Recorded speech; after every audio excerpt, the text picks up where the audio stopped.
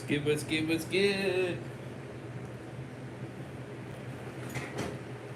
here's the gamer. Welcome back with another live stream. Welcome back to the channel. We are back. Continuing World Gone Mad. Continuation. Right here on the channel. So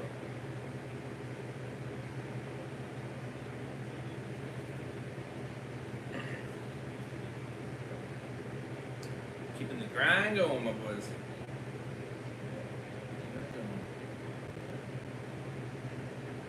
I don't like that this morning. Right.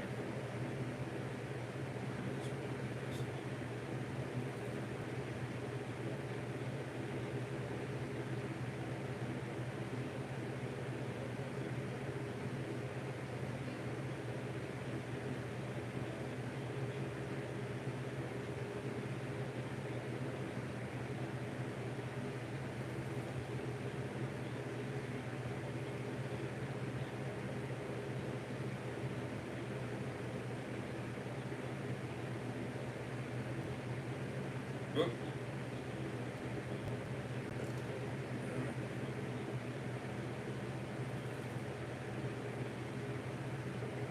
So we're back.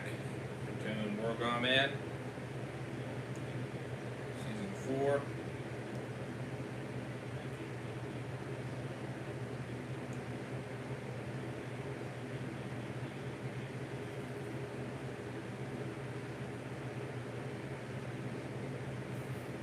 Episode 5, Heads or Tails, and Episode 6, Swordsman City.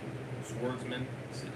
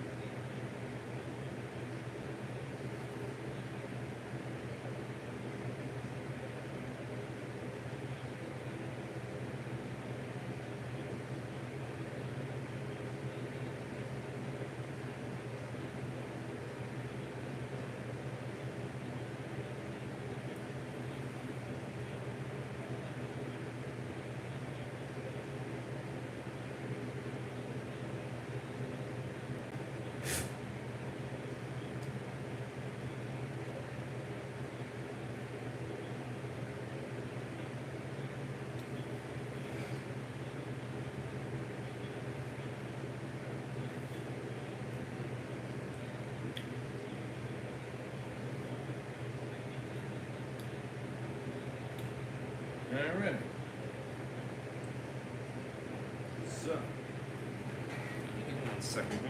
I might actually. I unplugged my device because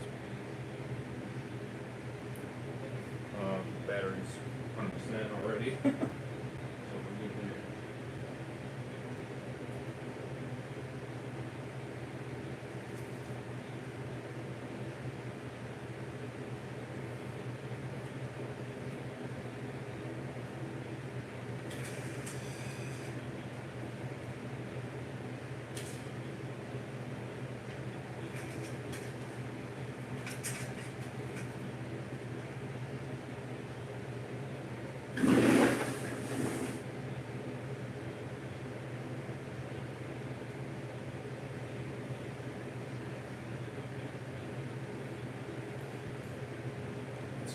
Cooler air in actually.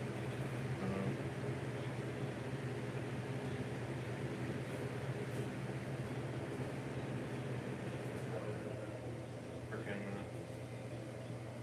air conditioning doesn't have too good of work constantly. Because it shouldn't need to.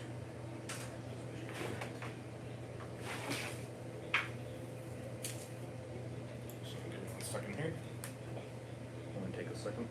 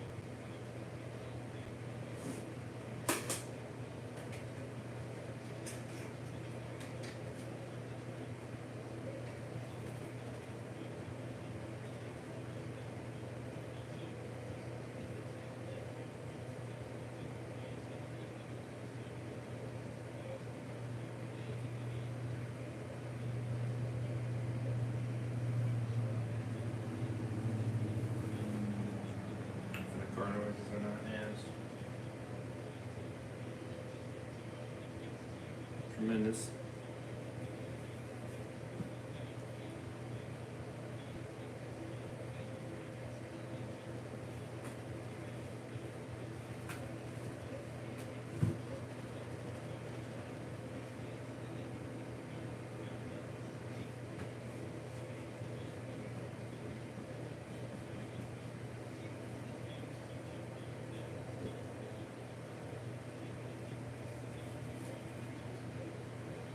Yes, I kind of got itchy foot.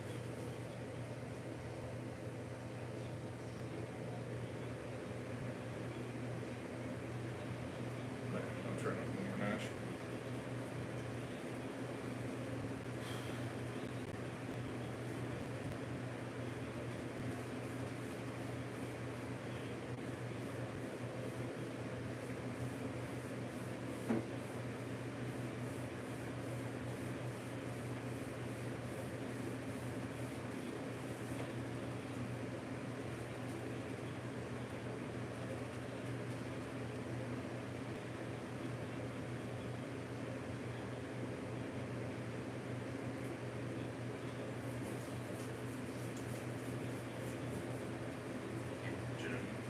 Itchy nerve.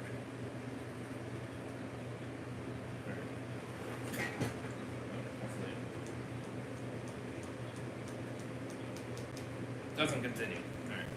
Alright. Sorry.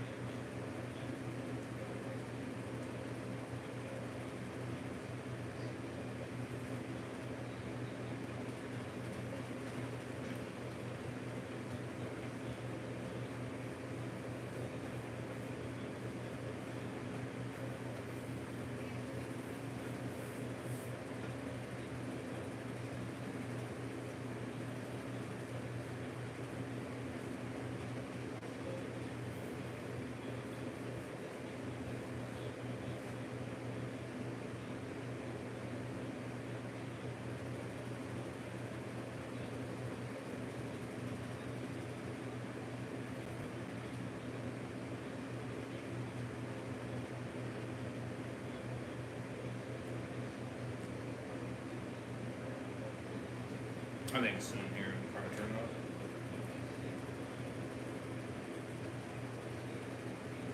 Trying to make it so it doesn't work. It's hard. So yes, you got episode 5, Heads or Tails, and episode 6, Swordsman City. So obviously you guys know that you guys showed a lot of support in the last one. I appreciate it very much. And same thing. 6, well, hit 6 or 7 likes again, maybe even more. Then we will jump back into it again. This time, of course, I'll probably do it near the end of the week of this next upcoming week, for sure, or at least the middle, anyway. Just to kind of have a little bit more separation, just by a little bit.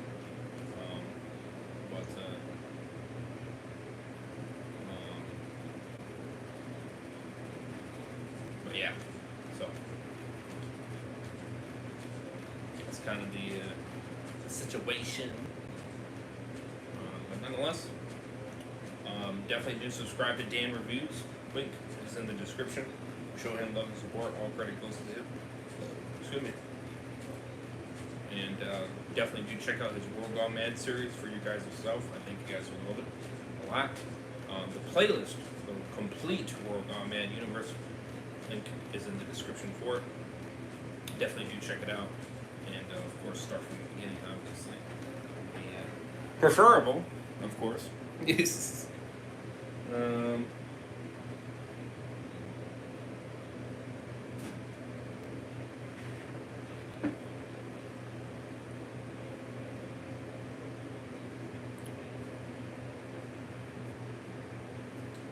such like that.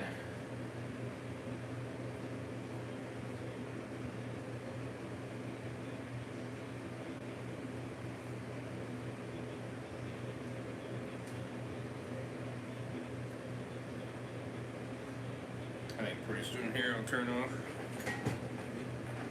So yeah, so definitely do check it out. Go for that, that'd be awesome. My social media staff updates me all the time, I appreciate it. Links are in the description for all my social media. My second channel, Twitch channel, Heisenberg's channel, links are in the description as well. So definitely do check them out, I would appreciate it. As well as become a member. Help support the channel, get extra content. That'd be awesome. I'll keep you doing what I'm doing. Link is in the description. Anyways, without further ado, we are continuing World Gone Mad. Of course, I'll adjust the volume as I go. Turn it down a little bit because I'm sure it'll be a little bit more louder than this.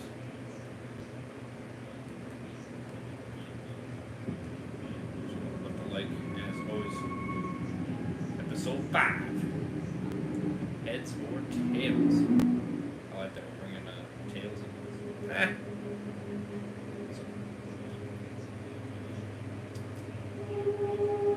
Let's get it. Let's see where it goes.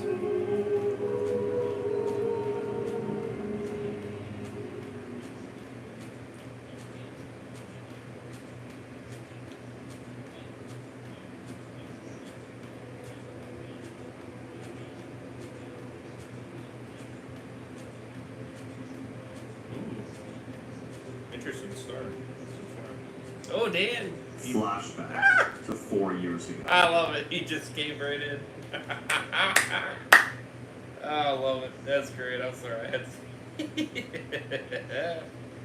Oh, that's funny. Right at the last second, he's like, oh, shit. Ah! I love it. I love the ghostness that you discovered in there. That shit's funny. Here we go. Damn straight. I love the way you started though. Oh, interesting. Huh. Great timing, by the way. Flashback to 4 years ago. We see a video camera being set up. Someone sits down in the chair in front of it. We see it's Lincoln.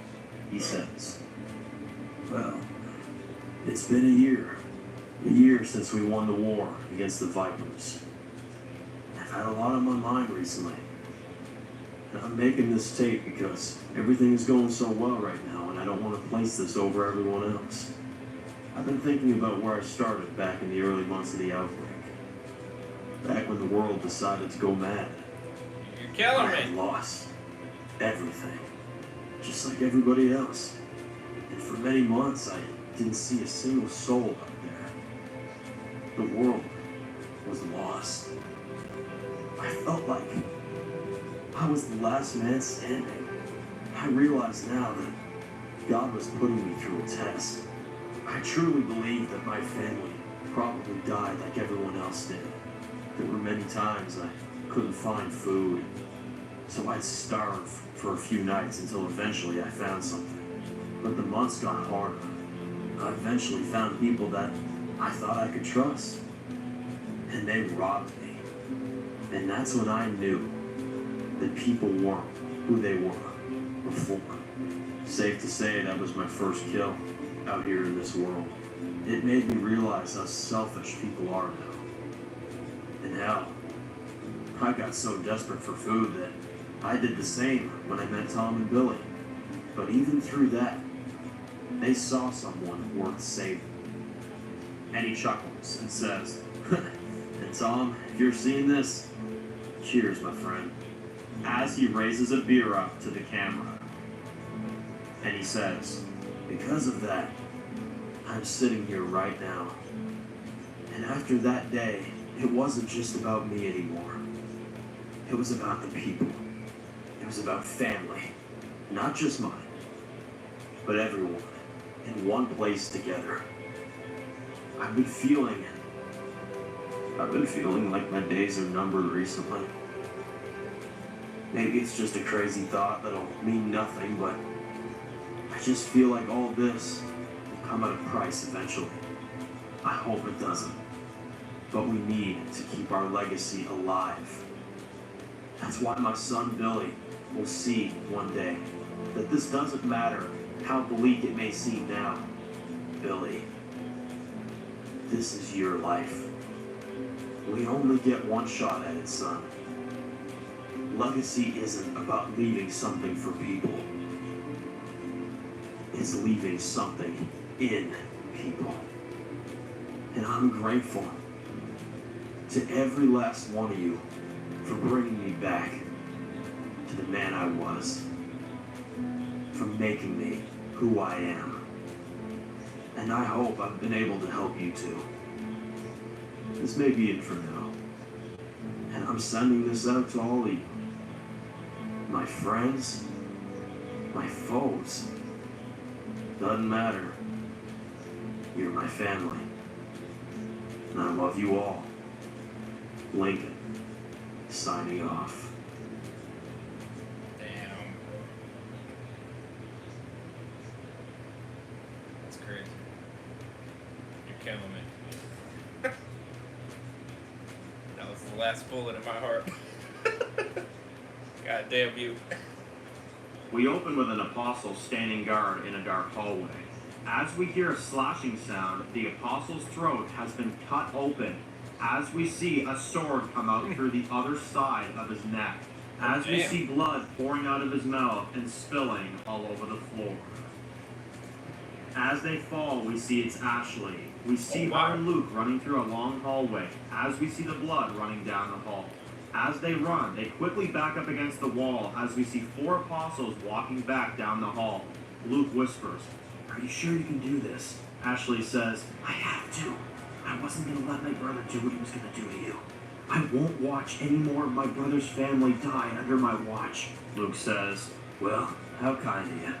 You people just killed our leader in front of us. So me trusting you is like a needle in a haystack." Ashley looks and sees the men are gone and says, "All right, we take a left, then another left, then we'll be underground." And Luke looks at her with an intense look on his face and says, "I sure hope you know what the hell you're doing." As they sneak through the halls, we see the sewer latch up ahead. As Ashley points and Luke says, "Yeah, I see it."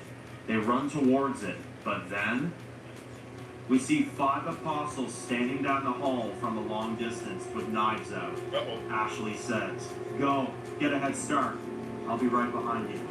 She pulls out her swords and Luke says, "How are you going to possibly take all of them on like that?" Ashley laughs and says, "Huh, who do you think trained them? Luke gives her a nod and opens up the latch and then goes into the sewer. Ashley looks at the men with pure anger.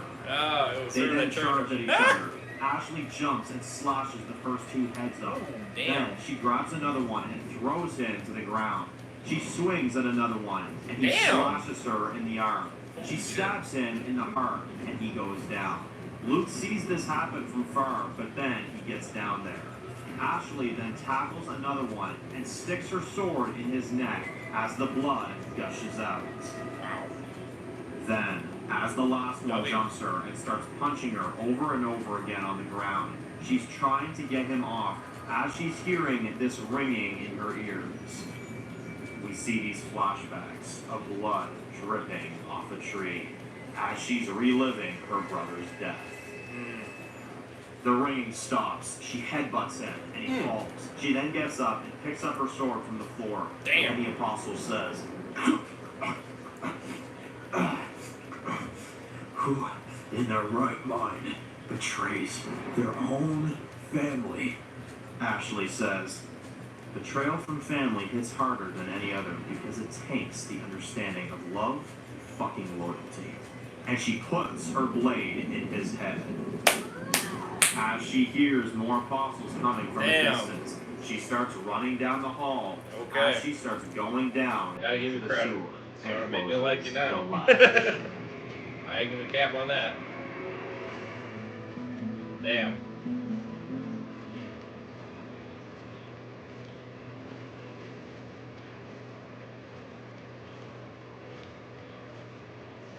Dan Russo. Ooh, Mega Man. Franchise writer. Okay, I see you, Robbie. Nice.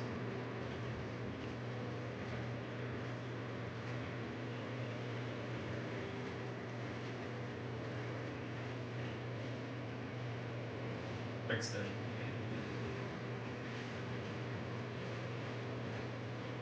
Shout out to you, Mega Man. Had to do it a proper revival from the hype kid for that damn man actually coming through intro. You're hurting me though. You really are.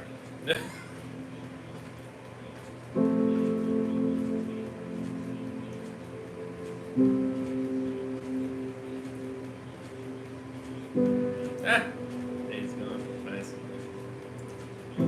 I love it. Well, you're making it fit nicely. We see Haley riding on Lincoln's bike. As we see her looking at his blood that is still on her hands and some of her face, we see she looks nothing but defeated. We see her driving up to the gates of Kingstonville. As Cindy and Bruce see her coming, Bruce says to Nathan from the guard tower, "Hey, open the gate." Cindy sees through her binoculars that it's just Haley and says, "Something's wrong." Bruce says, What is it?" Cindy says, "Haley, she's alone." Bruce looks worried and Nathan opens the gate. We see Haley drive in on a motorcycle. As the people from Kingstonville all walk up to her, Cindy and Bruce go down to check on her. Haley almost falls off the bike. As she gets off, covered in blood, and falls to her knees and breaks down in front of everyone. And says, "He's gone. He's gone. It should have been me. It should have been me." Cindy says, "Haley, what the hell happened?" "It should have been me. It should have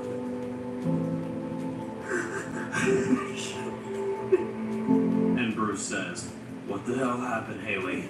Haley looks around at all the people in front of her, and she sees Julia, Catherine, and many others. As she looks at all of them and says, "Patrols are dead. Zach killed them. He was working for these masked men, and they ambushed us in the woods. This guy named Bishop, he was a Viper." Everyone looks scared hearing the name Viper again, and Haley says, "He wanted to kill me, to make Lincoln pay for what happened to the state of Lincoln. My husband died, so we all could live."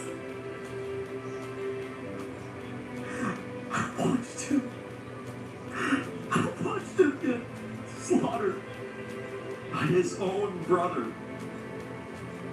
James was this man's henchman, and he killed his own brother with no second thought. His sister was one of them too. But what I saw, she was oblivious to it all. They held her back as James killed him, and I had to watch. As I watched my husband, still alive, and he felt it all. Until he couldn't feel anything anymore. He died for us. And we have 1 week to pack up our shit and get the hell out of here. If we don't leave, Luke will be next. And she starts walking away. As she starts walking through the crowd, as everyone moves out of the way and lets her pass.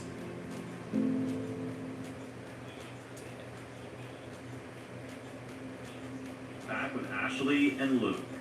We see 2 pairs of boots walking in the water. As we see them making their way through the sewers, Luke asks, "How much further?" Ashley says, "We're about halfway through now." Luke says, "Is there any chance you think they'll find us?" Ashley says, "I wouldn't bet on it. Back when we found this place, Bishop made it a point to stay away from here. He said it was too dangerous to go through and avoid it." Luke says, "So what makes this any different for us?" Ashley turns around and says, "Because this is the only way to slip out. It's the only shot we have." And as they arrive at a crossroad, Luke says, "What way?" Ashley looks unsure and says, "We go right." Luke says, "You sure?" Ashley says, "Yes, I'm sure. Look, I understand trust isn't coming easy for you, but I need you to know I'm with you." Luke says, "You had us surrounded in the dark.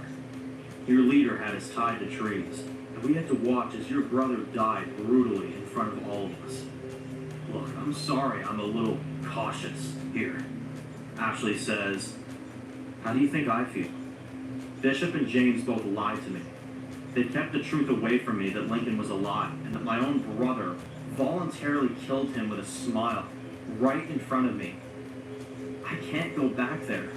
It makes me sick just thinking about it." Luke looks at her and says, "For what it's worth, I'm sorry, okay? After what we did to that city all those years ago, it set this whole thing off. Look, I'm willing to believe you, okay? I hope you really are willing to help me and that you're just not leading me through some fucked up Bishop test. It's just hard to trust anyone these days, that's all." Ashley says, "Truth be told, But then, 4 muddy deadheads start rising from under the water, and Ashley says, "Shit." She pulls out both of her swords and gives one to Luke and says, "You ever used one of these before?" Luke says, "I'm a military man. I'm afraid not so much." Ashley says, "Oh, you lucky shit. Just follow my lead." As she slices 2 of their heads off, Luke sticks the sword into one of their skulls, but then the sword gets stuck. Meanwhile, one of them jumps Ashley, and she drops her sword in the sewer water. As she's trying to fight this thing off, Luke is trying to get the sword out of the deadhead's skull. Ashley gets tackled by this deadhead. As she's fighting it, we then see it bite her on the side. Oh, shit. Luke sees this as he manages to get the sword out of the deadhead and runs to her and slices its head off. God bless.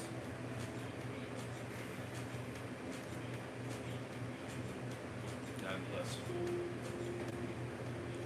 Breaking the truth. Outside of the sewer, Luke and Ashley Killing are me. taking a breath and sitting by a tree outside of the sewer entrance. Luke walks up to Ashley Killing and me says, inside. "Are you bit?"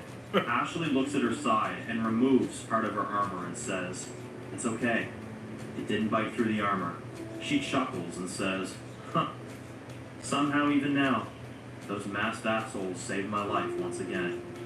That'll be the last time they do shit for me." Luke says, "What I was trying to say before was that, I'm sorry for what they did to you. You know, when I was with my squad of soldiers back before all this, I thought the leader was on my side too. I mean, my boss acted like he was the top of the line of every damn thing. No one could ever talk him out of anything. And after the world fell and he turned on me, he actually threatened to kill me once or twice. So I do know the feeling of being betrayed by your own boss. And with a brother dead in the process, I couldn't even imagine. But if it's any indication of my story, after my boss turned on me and I dealt with him, I found your brother. He took me under his wing and gave me something to live for. Ashley has tears in her eyes and says, that sounds like Lincoln. Luke gives her his hand and says, life is short, especially in this life. So let's not waste one more second. Let's go make sure no one will have to suffer under Bishop's rules ever again. Ashley takes his hand, and we see they are now on the same page. W's.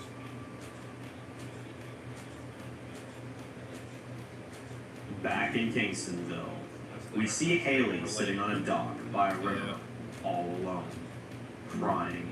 Julia walks up to her and sits next to her and says, the town isn't taking it well. People are angry and scared. Are you? Haley wipes her tears and says, I'm devastated. Every time I feel like this world is going to give me a break, someone else close to me dies. My mom dies of cancer. Less than a year later, the world goes mad. Almost a year later, my kids die. And now, my husband. The one thing that gave me hope for some kind of future was brutally killed right in front of me. No matter what I said, God damn, bro. I couldn't get him to stop. Julia says, Fucking Christ, bro. There's nothing you could have done. This bishop is sick in the head. You can't save people like that. Killing me. You're killing me inside. Haley says, Making me sad, dude. You know, the one thing I can't stop thinking is that it could have been me. Julia says, what do you mean? Haley, you've been hiding in your house and you haven't said a damn thing besides Lincoln's dead by a viper. Haley says, Bishop, he was part of the Vipers. Julia looks confused and says, I don't recall my mom taking in any bishops into our little psycho society back in the day. Are you sure that's his name? Haley says, he claimed he was. Hell, he recognized Luke. That's why he took him hostage. He was gonna kill me. But Lincoln, he voluntarily took his loss and asked for death so I could live. So we could live. Julia says, I can't believe he's gone. I wouldn't even be here if it wasn't for him. You don't say. He gave me a chance of a new family. He put his trust in me when he didn't have to. James. There's a shock to do I it. thought Lincoln killed him. Haley says, I thought he did too. Although, Lincoln always put his family first. Maybe he thought that he was worth saving too, because it was his brother. They've been through a lot of shit together. Maybe he was still hanging on to that. Maybe he felt like he owed him for something. Julia looks angry and says, and he pays him back by taking his life. What kind of a sick mind does that? Haley says, I don't know. I don't know what we're gonna do. But they've got this place in their sights. They're probably fucking watching us right now. And if my boy, if he gets caught in the crossfire, I don't... Julia says, hey, he won't, okay? It won't happen. Haley says, I'll do everything I can to make sure that this place survives. That my son survives. Lincoln told me that I was ready to lead. I don't know if I'm ready. But whether I like it or not, or whether I'm ready or not, I have to protect the family I got left. Yourself included. Julia says, you will. And Lincoln, this will be avenged, Haley, I promise you. Julia and Haley hug, and Haley cries in her arms. We see Sydney and Bruce walk up to them, and Sydney says, I came to check on her. Nathan's on guard for now. We're looking for Tom and the others to get back soon. Haley says, I'm gonna go to my son. I have to see him. And Sydney says, hey, your husband was one of the best friends I ever had. If you need anything, and hell, I need anything, I'm here, okay?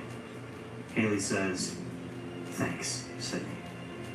She starts walking off, and Bruce says, and if you want, when everyone gets back, we'll have a funeral for Lincoln, where everyone can share their peace and pay their respects. Haley nods and says, okay. As she walks away in tears. Fucking Christ. Back at the Apostle Nest, Fucking Christ. we see the blood all over the floor, as we see dead soldiers all around. And Bishop walks up to this with a few of his men and says, act of God, act of anger, act of shame, what fucking difference does it make? An apostle walks up to him and says, sir, our prisoner wasn't in a cell. Bishop looks pissed and says, well, whose job was that now, huh? The apostle says, it wasn't me, sir. The last person that was on guard was Ashley. And Bishop says, bingo. If she gets him back to that fearless wife of Lincoln's, they'll definitely start planning an attack. And we'll lose more of our lives. I'm stopping them right now, and you all are coming with me. And the apostles all nod at him, and he says, we get back our hostage. I deal with Ashley. You guys are with me. Let's go. As we see them leave the nest and go after Ashley, Bishop smirks and says, this isn't an act of revenge. This is just a fucking act of war. Well, you created that. Back in Kingstonville, we see Haley going through her old closet as she's going through some of Lincoln's old belongings. We see his old jacket from his outlaw days. We see his old guitar that he used to play. And we see several of his shirts that he had. We then see his hat. As Haley picks it up, she starts tearing up a bit. You're gonna kill me, Dad. I'm telling you, I don't know. You keep this up, I don't know if I'll be able to make it through. God damn it, brother. Jesus Christ. You're killing me.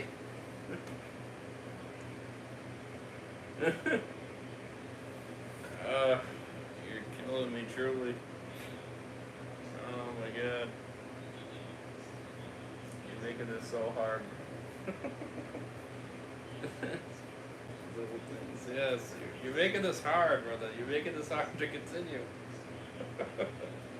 Damn, brother, damn. This hurts. That's all it does. It's hurting. It's hurting, truly.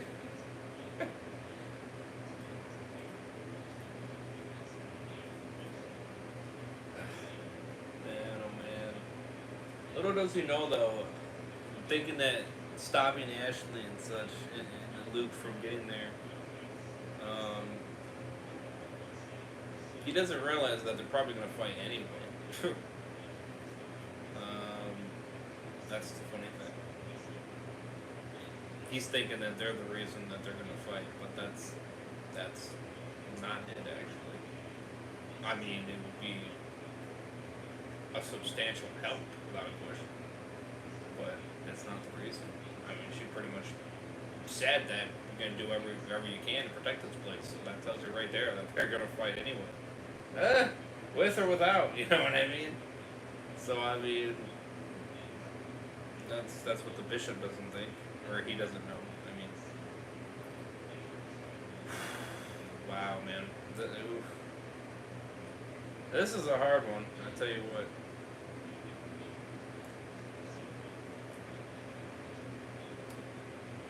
This is a hard one.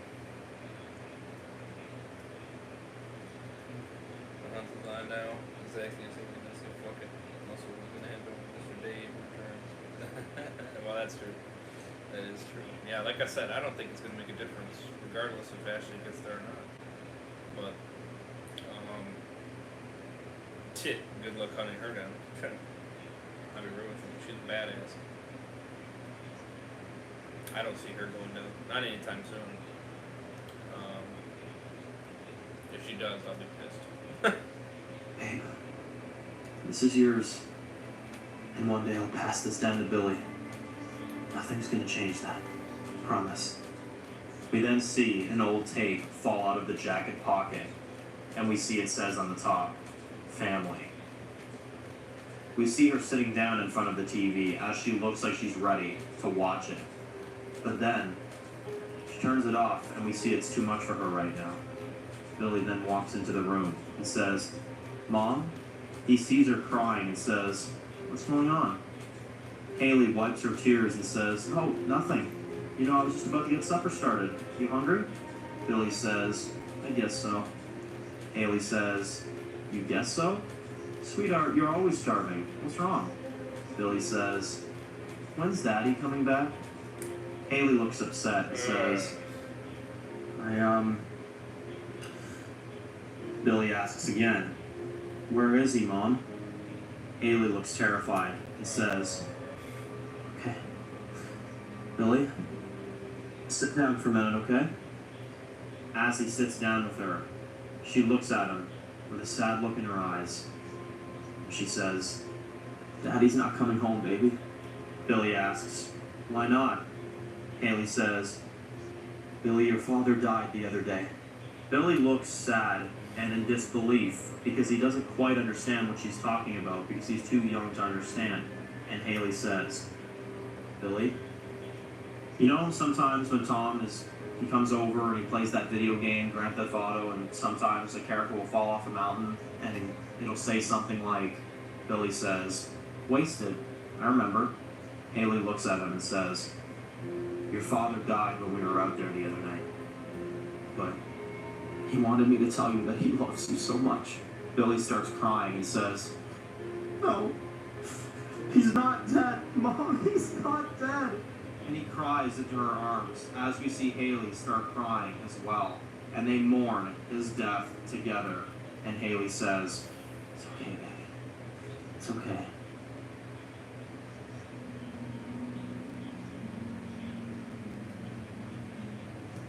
Back with Luke and Ashley. We see them walking through the woods, and Luke says, you let them long? Ashley says, over 5 years, yeah. Me and my crew were out there surviving, barely scraping by in an old town. Our old leader was going out on a supply run when he came across them. He was in bad shape after the city. Our leader insisted that we save him, so we did. Biggest mistake of my life. We patched him up, nursed him back to health, and we wanted to know why he had those burns on him. And he always said, for 5 years or so, that he was trying to save some good people from some bad people, and that he almost died for it. That's it. He said he wanted to leave the past behind him. Till, well, you know the rest. Luke says, I was the one that tried to kill him, and I'd do it again. I won't ever regret defending my army. He was a threat that needed to be put down. You know the one thing I keep thinking? The one thing I regret?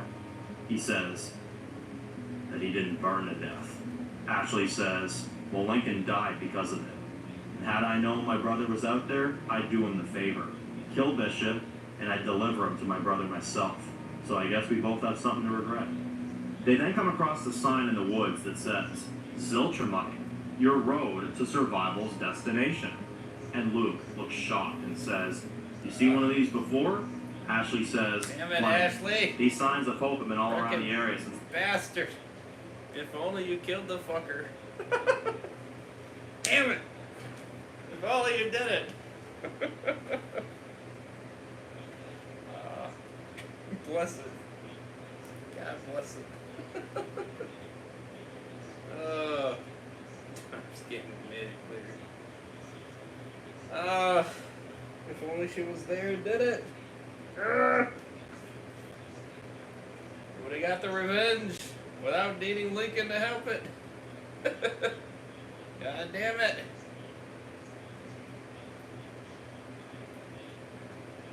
Oh man.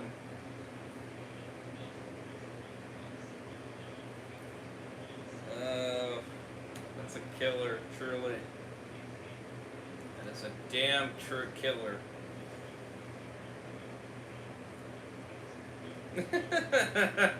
Take a listen. Oh, Jesus Christ.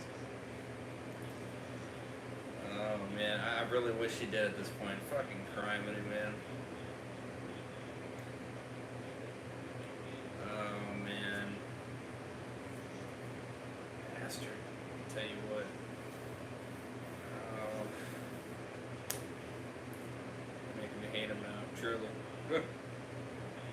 First year of the outbreak.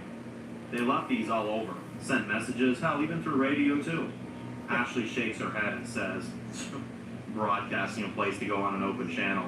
What kind of idiot would do that? Luke says, you know where it is? Ashley says, no clue. Probably best we don't know. When someone like that is that open about their own home, there's bad intentions behind it there. Or at the very least, a catch to it. Come on, let's go. That's funny. Later on, we see the sun going down as we see Ashley starting a fire nearby Big Canyon. And Ashley says, cold night. You know, every night I usually take a long walk around the cave at night. Mostly because I can never sleep. It's always so hot outside. And then tonight, first night with no fucking shelter, and I'm freezing my ass off. Luke says, yeah, winter's gonna be a bitch this year. I can feel it. Ashley says, a lot of things are gonna be a bitch this year. Luke says, so tomorrow, we head for Kingstonville, and we get everyone ready for what's next. Ashley says, well, if we make it, that's the plan. Although I'm not staying. I can't. Luke says, why not? Ashley says, come on, Luke. You really think that a complete stranger that has an involvement with my brother's death, one of the leaders of the people that killed him, you really think those residents are going to welcome me in with open arms? Luke says, look, I can talk to Haley, alright? She listens to me. She trusts me. Besides, where would you go? You can't just go back to Bishop. Ashley says, I know. But I can slow them down. Buy you guys enough time to get ready.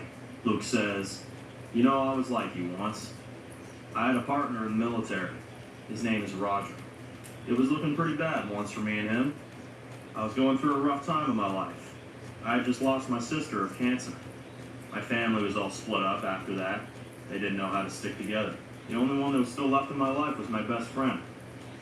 And we were in a bad fight together in Afghanistan. I knew it was just a matter of time before one of us was going to get hit next. I told Roger to run. I told him to get out of there. Let me take the fall, so that he could get back to his family. But he refused. I was mad at him at first for not doing what I asked. And you know what? He took multiple hits. I don't think I've ever seen a man get shot that many times and survive. But when things mattered in that moment, I realized I still had a family of some kind. And as bleak as it looks right now, you still have a chance at family, Ashley. Ashley says, I hope so. I just don't know if the same thing that happened to Roger can happen to me. Luke says, it can, because he's still here. He's still with us right now. I can't wait to see my brother again, because I will. Ashley says, what's he like? Luke says, oh, you'd love him. He's a man of wisdom, that one. Sometimes he reminds me of an old man, but he's got a good heart. Sometimes the deep life lessons are a little much and can go a little far, but we all love him. Well, except for Tom. Our buddy Tom isn't really the philosophy type. He usually kicks him out of his bar when he tells too many life lessons. Ashley says, a bar? You have a bar there? Luke says, we sure do. Tom calls it Manland. Ashley laughs and says, Manland? Luke says, I'm not joking. He's Canadian, so his mind is pretty fried half the time, but he's a good guy. Ashley says, well, I gotta see this. But then, we hear a gun click as we hear, easy does it. Ashley turns around as we see Bishop with a few apostles behind him. He says, nice night. You know, you should know that a failed empire has a legion of elite warriors. And you being a warrior yourself, I think it's time I officially declare you retired. As he knocks her out. Damn it. Fucking Christ. We hear a knock at the door. Back in Kingstonville, we see Haley opens her door and Nathan says, hey, this is Wes. I didn't want to bother you, but community's getting scared. It's been days. Tom's group isn't back yet, Luke's gone, and now Jim's refusing any food we give him. And obviously I haven't been here long, so I didn't want to enforce anything until I got your input, of course, but Haley looks stressed and looks very out of it and says, thanks, Nathan. I'll handle it. Nathan says, hey, you need some backup?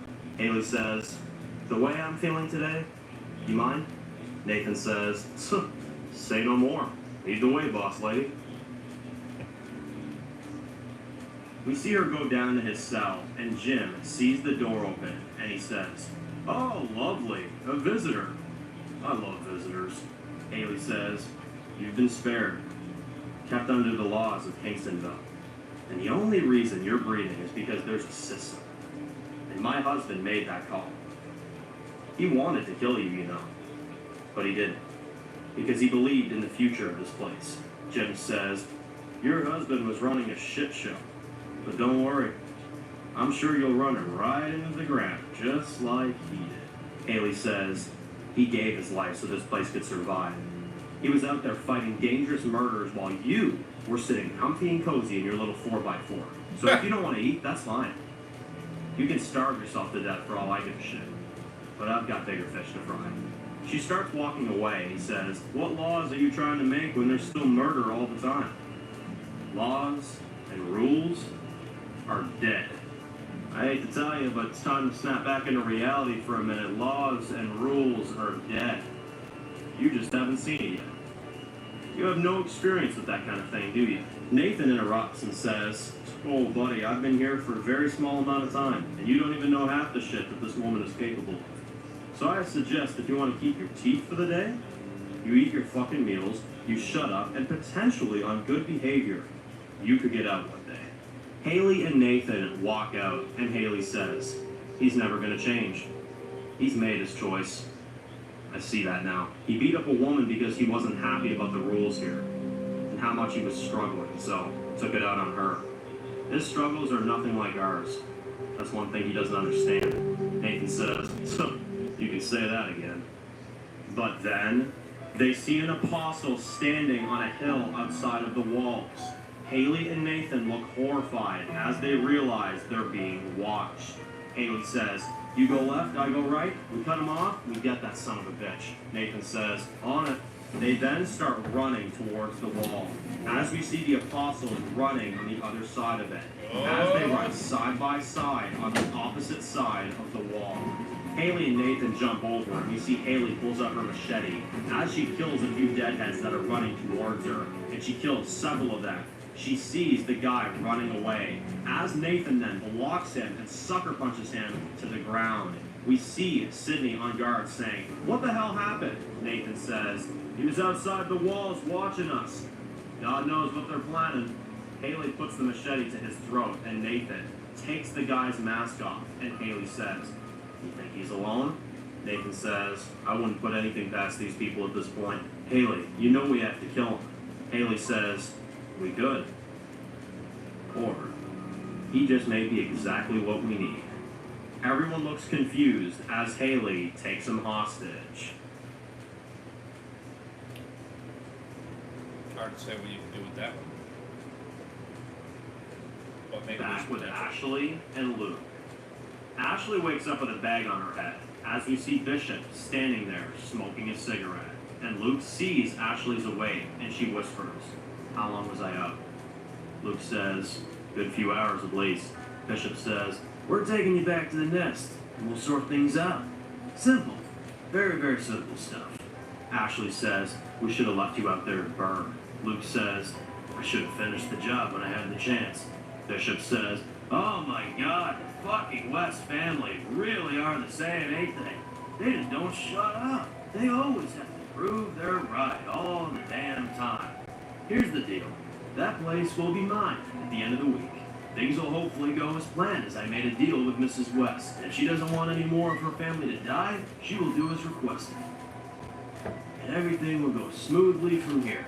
Now all I ask from you on the way back, don't tempt me to cut your fucking tongue out. Bishop starts walking, and Ashley says, if you're taking us back, I'd suggest sleeping with one fucking eye open. Bishop smiles and puts his sword up to her neck and says, my eyes are wide open, and all I see is a little snake who killed her own people. Ashley says, oh, I'm sorry, you mean your sheep? He takes her pinky finger and cuts it clean off. As she screams out in pain, and Luke says, enough! Luke says, you've done enough. Bishop says, well, I guess that goes both ways now, doesn't it? He punches Luke in the face and says, "Well, let's start walking, little sheep."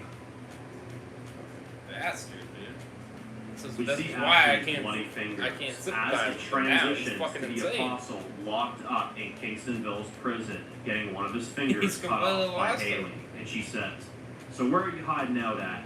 I suggest you speak unless you want me to take another." But the apostle doesn't speak. Haley looks shocked and says, "Doesn't matter. You're going to speak whether you want to or not.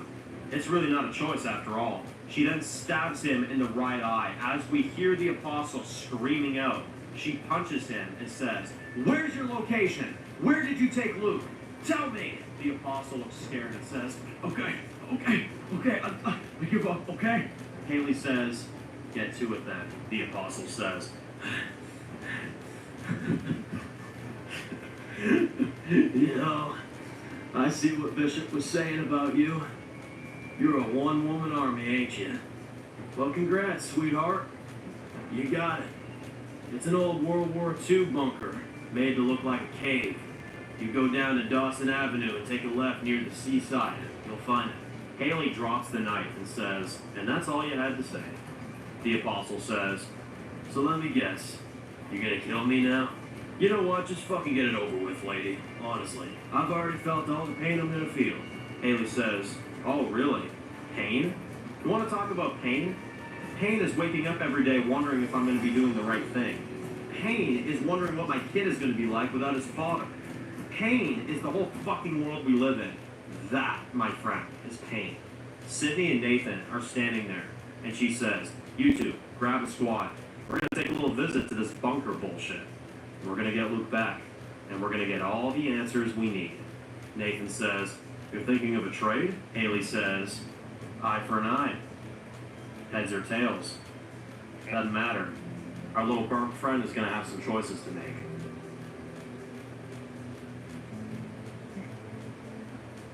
I don't see him being reasonable. We That's see the only Bishop problem with that. walking with his men on the road. Ashley and Luke are tied to a rope, and Bishop says, "Almost home. Well, pretty soon it'll be one of two." We see a group of deadheads across a little overpass. We then see their heads turn a little different than usual, as we see a big group of them start running towards them. Bishop then panics and pulls out his sword and says, "No ammunition. We keep what we have." Bishop says to the two of his men, "Hold them." Bishop and his men start killing one after another. The dead are so quick that a few tackle one of his men down to the ground and starts ripping their guts out. Oh! Bishop looks pissed and kills several of these deadheads. Ashley gives Luke a signal as they see their opportunity. Ashley headbutts one of the apostles as he falls to the ground. Meanwhile, Luke takes the rope and uses it to strangle the other one till he passes out. They both grab the knives, and Ashley takes her swords back as they start cutting the rope to escape. Meanwhile, Bishop and his men look tired as they kill the last few. Ashley and Luke cut through the ropes and quickly start running away together. Bishop and three of his guys are the only ones left, as Bishop kills the last one with pure anger. And one of his guys is saying, "Sir." We see one of his guys is still alive and bleeding out, and Bishop sees him dying. As he stands over him, the man says, I'm so sorry, sir. I'm so sorry. I'm sorry." Bishop says, "No, it's not on you. Ashley is why we're out here, and she will pay for this. I promise you that." The apostle pulls out a letter and says, "Please, give this to Cheryl. Please. Tell my wife I didn't die a coward." Bishop says, "I will, son. Thanks for everything you did." As he starts to slip away, and Bishop puts his sword into his skull and ends his life. One of his men then says, "Sir, you hear that?" They all hear the sound of more dead coming from far, and Bishop says, "We gotta go back home now. We can hide underground until they pass." But as they then start going down the overpass, they then see blood in the grass as Bishop sees his men have been killed and Luke and Ashley are gone. As Bishop sees this, as the men ask him, should we follow them? Then another one of his guys yells, Bishop, we got company. Oh. We then see a truck driving up on the overpass as it stops right in the middle, about 50 feet away from them. We then see Haley ride in on Lincoln's old motorcycle. As she gets off, and Sydney, Nathan, Vivian, and a few others all get out with weapons. They bring out the prisoner, and Haley pulls out a knife and holds it to the guy's throat. Bishop says, well, shit, Haley. You just couldn't do 1 week, huh? You just had to go against our agreement, just when things was going so damn perfectly. Haley says, huh, and you act like you held up your end of the deal? You had people watching our every move, surrounding us in the dark, raising paranoia among my people. Looks like we're not the only ones not owning up to our end of the deal. So here's how this is gonna play out. Either I start by cutting this man's throat wide open, then my people move on to the rest of you, and I get my friend back. Or you show me that you even give a shit about some of your people like you claim you do. And for your man, you give me Luke back. And we all go home today. Bishop laughs and says, you got balls there, Lady West. That's why I picked you over your husband. Haley says, you didn't pick anything. He gave his life for his family, the community that you're trying to take. And old Burry told me that you have yourself a real nice place to live in as well. You know, at first I went along with your bullshit, so my son didn't have to become an orphan that night. Bishop says, oh yes, Billy. Isaac told us all about him. Sounds like a good young lad. Too bad he won't have a home soon enough. Haley says, oh, we're just redecorating, motherfucker. Or to put it simply for your rotting away, covered in ashes brain, we're not going anywhere. And if I had to guess, even if we did leave, even if we went along with your little game, Luke would still be dead. And I guarantee you would have picked us off the door as we tried to leave. That's why you had people watching us. You were waiting so that you could swoop in and take everything we had in there. Then after you kill us, you'd take the residents that remain and you'd get them to fall in line with your bullshit. And you'd raise an army of psychopaths. Is that it? Bishop laughs and says, well, that does sound like a great idea. You may have just gotten me there, Lady West. But like I said before, you leave, the place is mine. You fight back, the place is mine. Either way, So you think. that place will belong to people that deserve it. And either So you way, think. the West family is gonna get turned inside out. Haley says, oh, you wanna fight? That's not what we're here for, motherfucker. But if you're so hell-bent about something that happened several years ago, then we can stand here and kill each other for all I care. But I'll have you know that this is not what I want. I'm tired of killing. I'm tired of losing. I'm tired of watching my kids have to keep running away from their home. I did it once before, and I'm not doing it again. But if you want me to kill, you say the word, motherfucker. I'm all ears. Bishop says, well, why don't you remind your people of what Lincoln did? All those innocent lives. Mothers, fathers, children, so many others, burnt. Well, I guarantee you didn't tell your people that at all, did you? They probably all think you're a hero. They probably all think that you did the right thing that night. Huh? That life that you're living is a long dead world that will cripple right in front of your eyes. And I'll be the one to show you. And this trade you were proposing, well, that's already done. Haley looks a bit worried and says, where is he? What did you do to him? Bishop says, oh, unfortunately, I didn't do anything. You know, you and the West family, I feel like I'm at a fucking daycare, and I gotta keep an eye on every last one of you. Lincoln's little sister escaped with him. So this trade is done. Haley looks angry, and Bishop says, it's sad, really, that it had to happen this way. But let's face it, we all knew it was gonna come down to this one time or another. And you know what? I really wish I killed you instead. You're not a useless waste of a person. Not like Lincoln was. Out of nowhere, a knife is thrown and it gets him in the shoulder. Everyone pulls out their weapons and start charging at each other. We zoom out to see it's Luke that threw the knife, as Ashley says, shit. You almost had him. Luke says, damn it, I was going for his throat.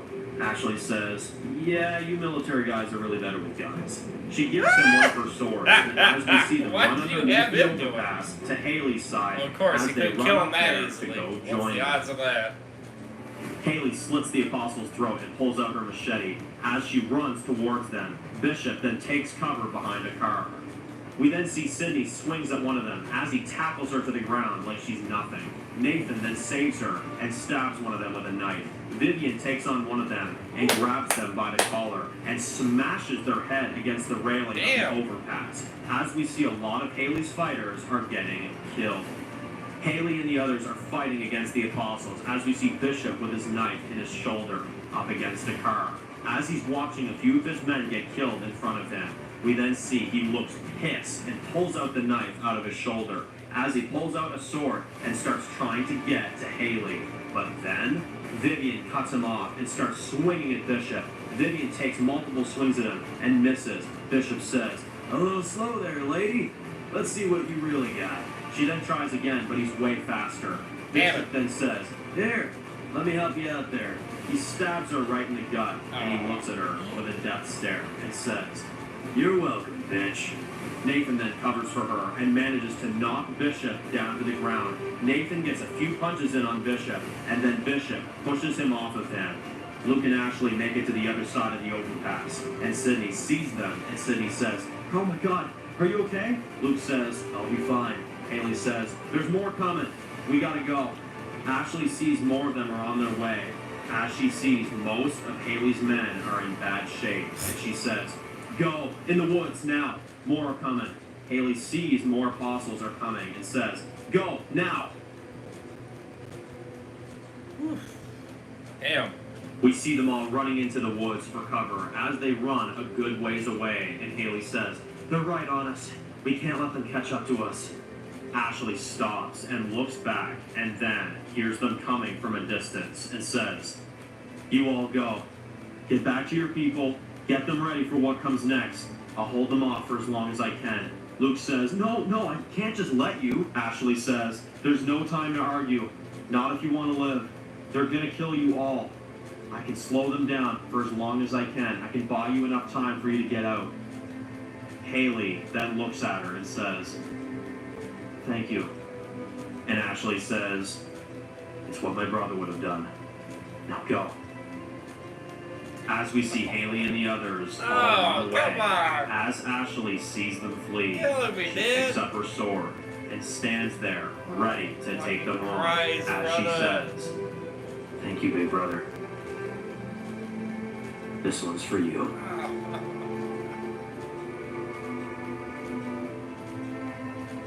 Oh my god.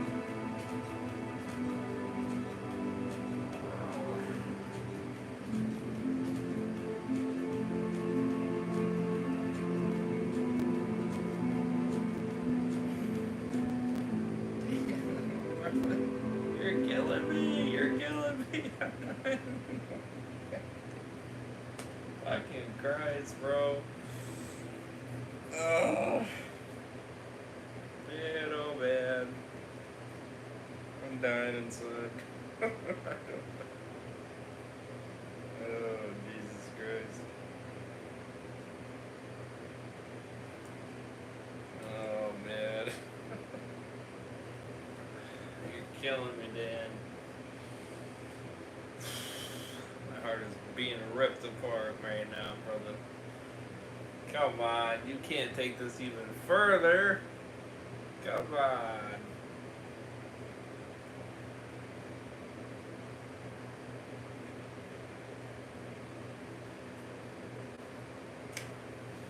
Oh, man.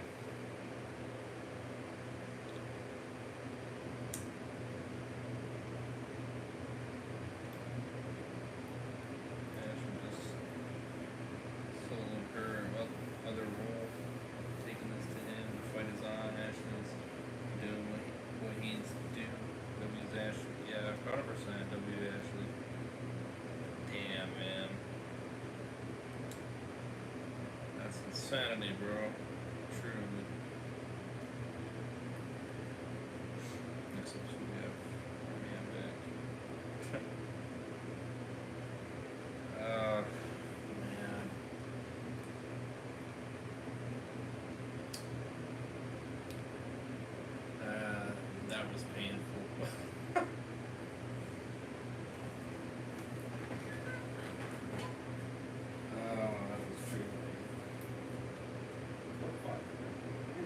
going down.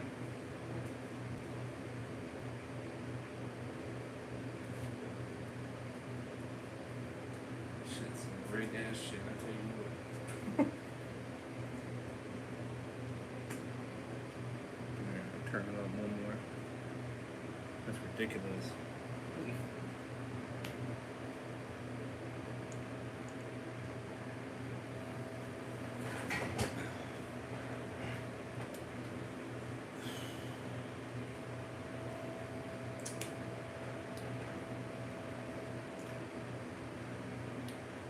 Well, I can't lie, man. That was a damn good episode. I cannot lie. That was really fucking good.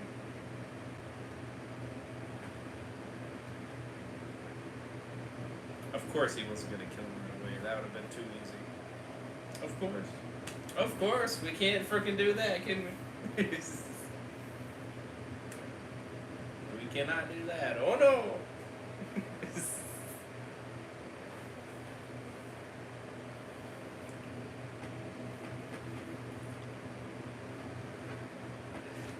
We can't kill the main character just like that, you know what I mean? That'd be too easy, wouldn't it? Jesus, gravity. God damn it, dude. You gotta, come on, you gotta throw some shockers in there, brother. You gotta be like, hey, gets it right this time. Bam, right in the damn throat.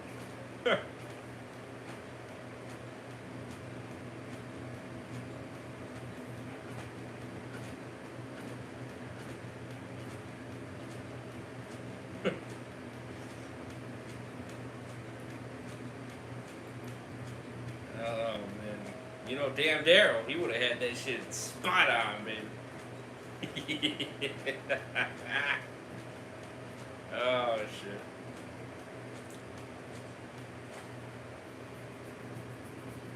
You would have, too.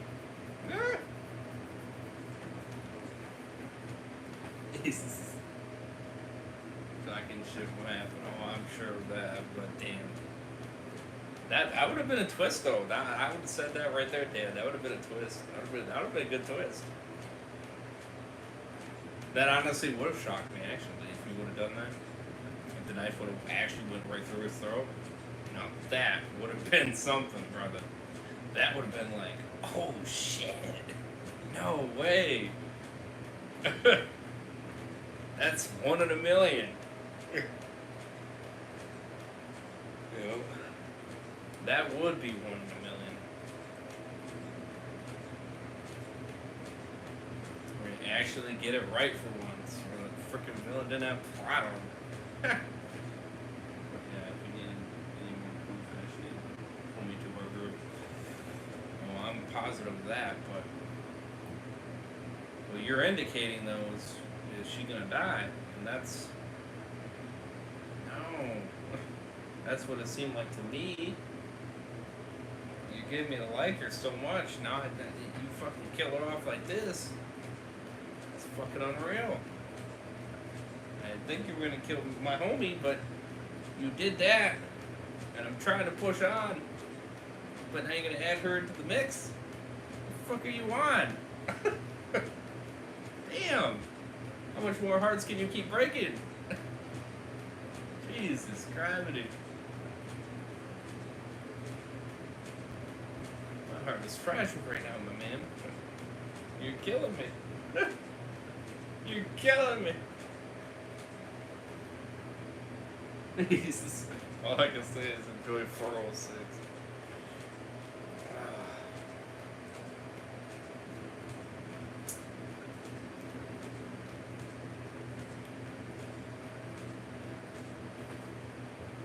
Oh.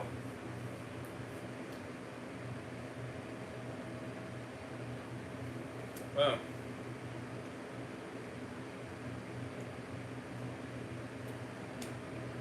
I didn't think you could do it again, brother. But you always seem to impress me. Also, big new actor joining next episode. Interesting. You know, I'm amazed to say it, but I don't have any issues with the episode. 10 out of 10. I can't believe it. I can't believe I'm saying that, but yeah. It's a 10. Perfect 10. Perfect 10. For Mr. Dan.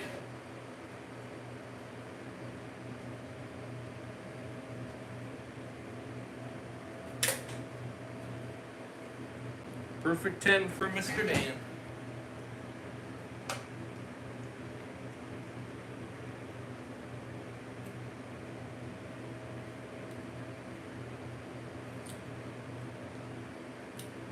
Yeah, still got a good taste.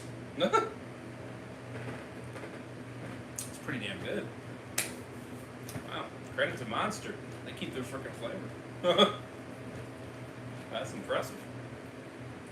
10. Glad you enjoyed it, my brother.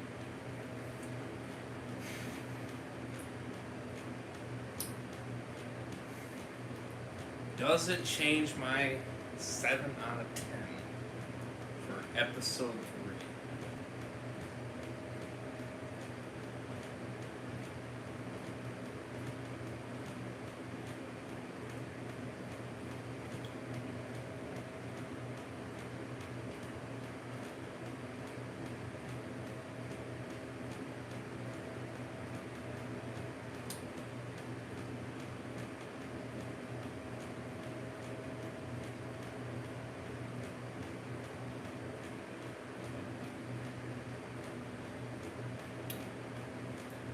It does. Eh? I had to really think about it.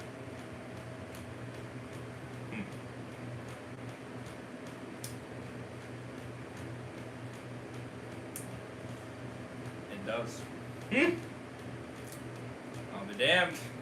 I'm damned. Congratulations, Mr. Dan. Lucky scrub you are.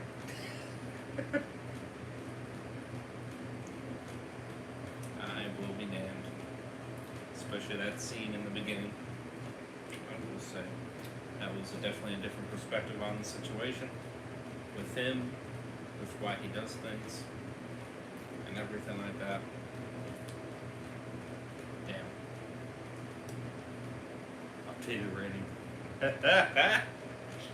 Oh, I'm not surprised.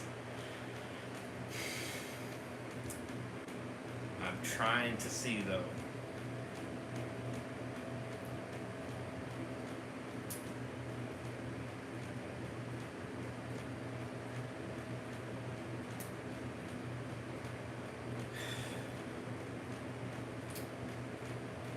Hurts me to say it, but at the same time, I'm respecting it as of right now. I will 110% confirm it after episode 6.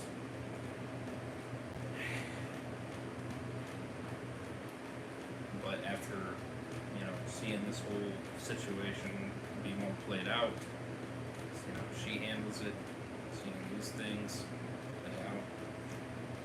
I respect it way more. It still kills me though, without a question, and will continue to kill me going forward.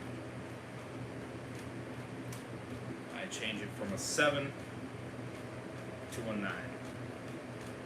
A solid 9. It's impressive that I'm even saying that, but it's what I'm feeling. I'll be damned, Mr. Dan. You got me up to a 9. That is crazy. Truly insanity. Insanity. I did not think I'd go up that high. I did not think you would find a way to convince me. But you did. And I'm impressed. Damn. I'm glad it's growing on you.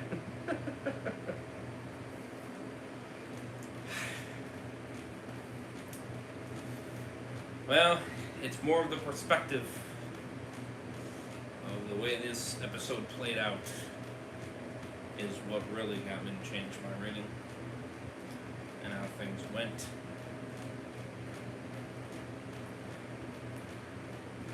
That was really the situation. I'm not gonna lie. on that one. So.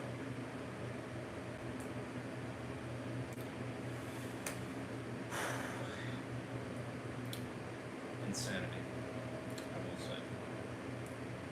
Truly insanity. So yes, I officially give it a 9 out of 10. Ooh.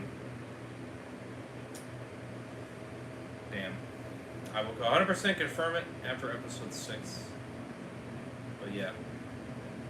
Left a like on this episode 6. Here we go.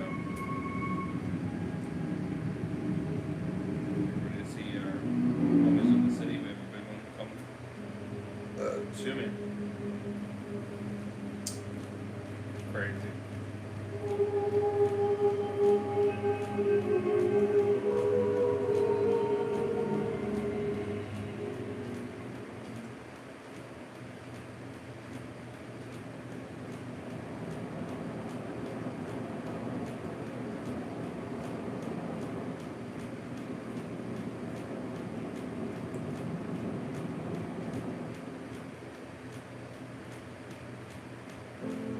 Flashback to 8 months after the outbreak. We see a younger Miles doing sword training nearby a big river. We see a few deadheads are getting close to camp. As he waits for them to get closer, and he walks over to them and stabs them in the head, one each at a time. Later on, we see him sitting by the river. As the sun is setting, we see him sitting there wiping the blood off his sword. As we see Dave walks up to him, and Miles says, "So how was patrol?" Dave says, "Same as the last few nights." "Why?" Miles says, "Is it just me or does it feel like there's less of those things as time goes on? Maybe someone out there found something to cure this disease." Dave says, "Nah, there ain't no cure. Just like my dad used to tell me, there's no cure for madness. You can cover it up with bow and wrapping paper, but it's still the same thing inside." Miles says, "I know. I just wonder sometimes. If we weren't in the situation that we're in right now, if the world hadn't gone to shit, where would we be right now?" Dave says, "I know where I'd be. In a 4x4 shithole with prisoners and prison guards up my ass all day telling me what to do. What about you?" Miles says, "With all the shit I used to do, I'd probably be in prison with you, buddy." Dave laughs, and Dave says, "So, if you could go back in time before the outbreak, what would you change? What would you do?" "You know, myself, I'd probably wait things out a few more months. Let the world fall apart, instead of spending the last couple months I had in a boring-ass prison cell." Miles laughs a bit, and Dave says, "What about you? What would you do?" Miles looks sad and says, "I put my family down." Dave says, "No, I was talking about the old world." Miles says, "I know." As he looks sad, Miles gets up and walks away, as Dave sits there wondering what he's talking about.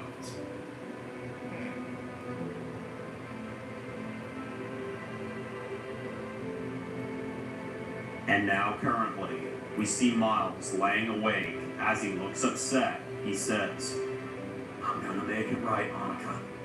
I promise you." As he looks out to the night sky, sad and devastated.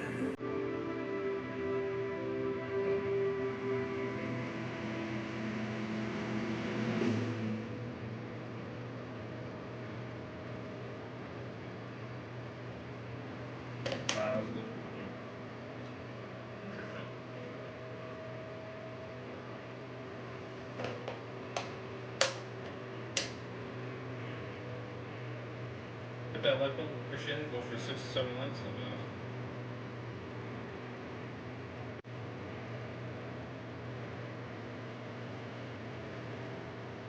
I'll probably continue the next 2 episodes. Probably in the middle of the week, end of the week, around there.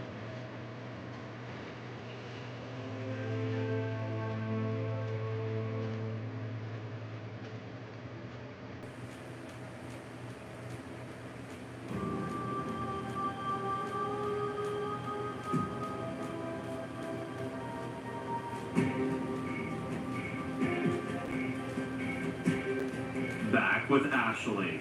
We see her running through the woods as she backs up against a tree. We see a few apostles in the background looking for her. As she looks at her bloody finger, she looks angry.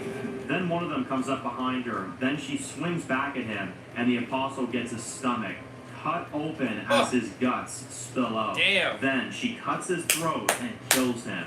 She then takes the apostle's knife as she throws it and hits one of them in the eye, and it goes through the other side of his skull. Damn. As Ashley runs forward to kill Bishop and the rest. Badass. Haley, Luke, Sydney, Nathan, and the others are running through the woods, and they stop for a second, and Luke still looks to be in bad shape, and Vivian is still badly injured after getting stabbed. Haley then pulls out a bottle of water and says, "Here, Vivian, drink. Can't have you falling down." Luke says, "Ashley, we can't just leave her back there on her own." Haley says, "I'm sorry, Luke. Look, I'm with you, okay? But we just started something big. She made her choice, okay? And we gotta move. We gotta get back home. We gotta get back to the others. Get our people ready for what they're planning. That's what Ashley said we should do, and that's what we're gonna do." Sydney helps Luke up and says, "It's okay. We'll make this right soon enough. That's a promise." As we see them keep moving. Back with Ashley.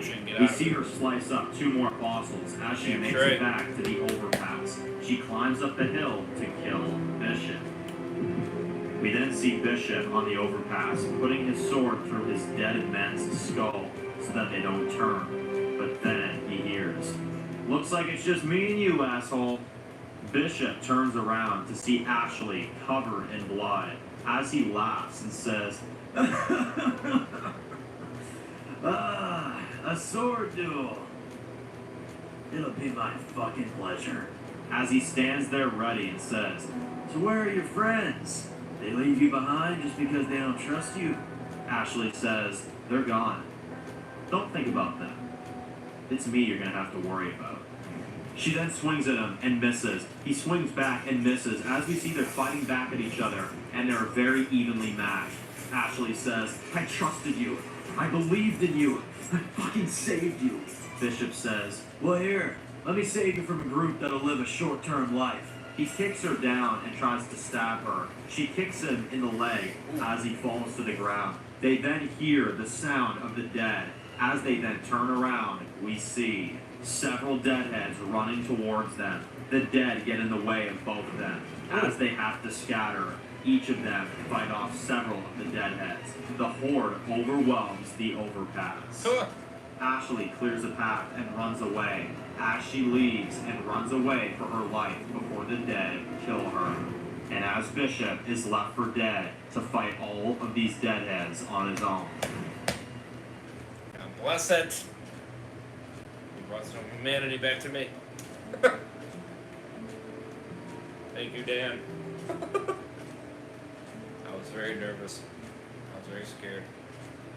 Back in Washington, D.C., we see the deadhead's hands reaching in from chained-up doors. As we see Rivers watching this, standing guard. And Tom and Dave walk up to her. And Tom says, "Thanks for taking the last couple hours of my shift." I didn't know if it was or Rivers says, "Oh yeah, don't mention it." Miles walks up to them and says, "Hey, you getting going soon?"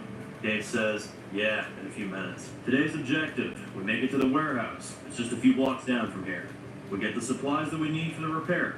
Then, we'll put it in the back of the truck that we'll take there on our trip. We'll go home by the end of the day, hopefully." Tom says, "What about Kezia? If she's still alive out there, she'll need our help." Dave says, "We gotta get home first, alright? Roger, he needs a doctor. Once we get back, we'll update everyone on this apostle bullshit. Make sure they know what's coming, alright? Then, I'll make the trip myself if I have to. Maybe with Miles by my side. And we'll bring her back, safe and sound." Miles says, "Works for me. If she's still alive, she's definitely going to need our help." Roger walks up to them and says, "Hey, how did everyone sleep?" Rivers says, "Only a few hours, because Tommy boy over here had to get his beauty sleep too." Tom says, "Well, I see someone woke up on the wrong side of their sleeping bag." And Dave says, "Raj, how's the pain today?" Roger says, "It's better today. I'll be good to go." Dave says, "You sure?" Roger says, you know, I've been out there in horrible storms with over 10 wounds on my legs and on my arms out in Afghanistan, barely holding on. And even then, I saved 8 men that day, Luke being one of them. So this sounds like a damn good day to me. Tom says, my man. Well, Snoop, let's go, buddy. We see Snoop run up to them, and Dave and all of them stand at the door, and Dave says, no guns. We need the bullets, and we don't need these running fuckers right on our asses. Tom says, all right, we ready? River says, well, we got a dog that looks like he wants to bash in some reanimated brains in, so I think we're the most ready motherfuckers here. Dave says, all right, and he removes the chain from the door and says, 3, 2, 1, go! The door opens. Over 20 deadheads run in towards them. As Miles cuts through a few of them, as heads go flying. Tom slices a couple, and Dave and the others then fight their way through. As they kill the dead in front of them, Tom looks down the alleyway and sees more deadheads from far, and he sees them starting to sprint at them. Tom says, go, go, go, go, go! They run towards the truck, and Tom grabs Snoop as they run into the truck and get in. We see them pulling into an abandoned parking garage. As they then park the truck, and Dave gets out and says, all right, here's the plan. Rivers, you stay here with Roger. Meanwhile, Miles and Tom, you guys come with me. We all go in there, clear the warehouse, make sure there's no surprises in there waiting for us. If we're not back in an hour, you come, but hopefully this won't take that long. And besides, the less Roger's on his feet right now, the better. River says, okay. We see she looks at Tom in particular when she says, just be careful, okay? Tom says, yes, ma'am. Dave says, all right, let's go. And Tom says, Snoop, stay, boy. As they then split off.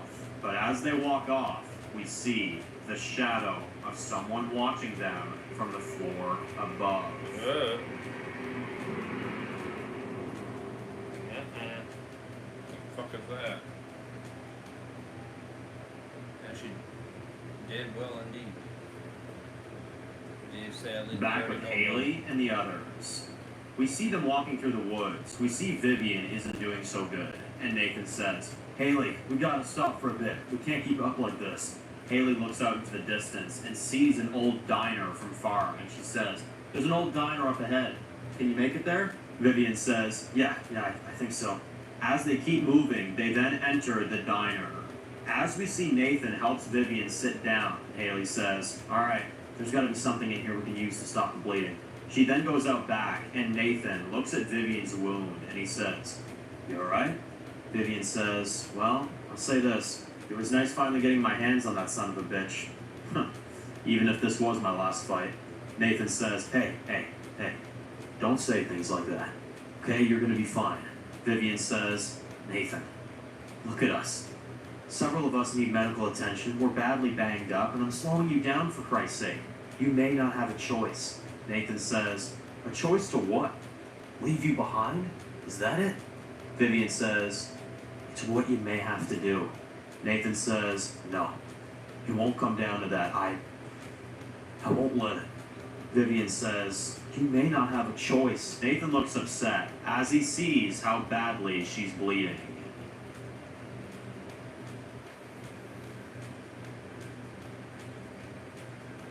Almost kind of looks like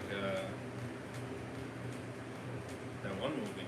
Back in Washington, D.C., we see Dave, Tom, and Miles walking through the abandoned streets of Washington. Oh, Dave Legend. says, just 2 more blocks. Miles says, all right. Tom says, oh, looks like Roger Boy there is going to be pulling through after all. Thank goodness. Dave says, yep, he's a true military soldier, I'll tell you that. Tom says, he is. I wonder if it's too soon to call him Captain Hook. Or maybe Handinator. Or One-Hand Jerker. Dave says, I dare you to call him the last one. Tom says, well, Rivers happened to love the idea, so Dave says, yeah, well, she's just as fucked as you are. They then see a group of dead down the road. As they slowly turn around, Dave pulls out his gun, and then the dead start running after them. Tom says, shit, we gotta go. We see them running down this old neighborhood. What is with these back runners? and sees them going down another road. And he says, oh, thank God. I think we're good. We lost those fuckers. I just can't believe how hard it is to get past those dead things now. Dave says, yeah, it's getting harder and harder to stay away from them. Evolution is definitely a thing, my friend. Tom says, yeah, you could say that again. Miles then sees an old sign that catches his eye. As he sees it and looks rather upset, and Dave says, hey Miles, come on, just a few more blocks away, man. Miles looks horrified and says, I need a minute. We see he starts walking towards this house, and Dave and Tom follow him. We see an old mailbox as we see he slowly walks up to the porch. As we see the porch is half destroyed and there are blood stains all around. As we see him walking up to the house and he knocks at the door. Then 3 deadheads are revealed to be inside. As we see a mother and her 2 kids. Miles starts crying as he says, Monica, I'm so sorry. I'm so fucking sorry. I should have come sooner. I know I should have. Dave and Tom look sad, and Dave says, is this them? Miles looks at them and nods and sits on the porch. Meanwhile, his dead family are growling at the door, and he says, I was involved with some very bad people before the world turned into what it is now. Tom says, so this happened before? Miles says, right in front of me. But I did what I always do. I run away from my own goddamn problems. Run away from the things that matter. My family died right in front of me. Barely a few hours before, the city went dark and the dead started coming back. But when it mattered, I couldn't put them down. And with the life I was living, I brought this all on them. And I couldn't cope with that, so I ran. Dave says, hey, you came back. Maybe in some way you were meant to come back here today. Miles is crying and says, why? And Dave says, so I could help you put them to rest. He gives him his sword, and Dave says, I never got a chance to put my family down. But you can. You go in there, and you do what you wanted to do back then, and you make this all right. Get your closure. Miles says, after all this time, how could I just leave them like this? Dave says, because you weren't ready then. But I can see. I know you are ready. I know you're ready now. Miles takes the sword and gets up as he walks towards the door and opens it, as he stabs them all in the head and puts them down. Later on, we see Miles, Dave, and Tom digging 3 graves for them, as we see them putting their names on them. And it says, Melanie, his daughter, Chase, his son, and Monica, his wife. As he buries them, and Miles sits there and prays for them, as Dave and Tom are standing behind him. And Tom says, you know, sometimes you forget how unfair this world can be. It just rips people away without even giving you a heads up. Fairness is truly gone, Dave. Dave then walks up to Miles and says, you did it, brother. You gonna be okay? Miles says, I'll be fine. Thanks for having my back for all these years, brother. Dave says, it was an easy job with you, my friend. They hug, and Tom says, we better make our destination soon before the others come looking. Miles says, yeah, let's go. As they then leave, we focus on the 3 graves, as we see Miles has left his past behind. Damn.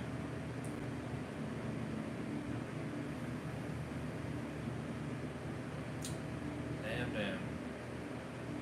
Felt that one. Back with Rivers and Roger. We see them sitting in the back of the truck, waiting for the others to get back. Rivers says, so how does it feel?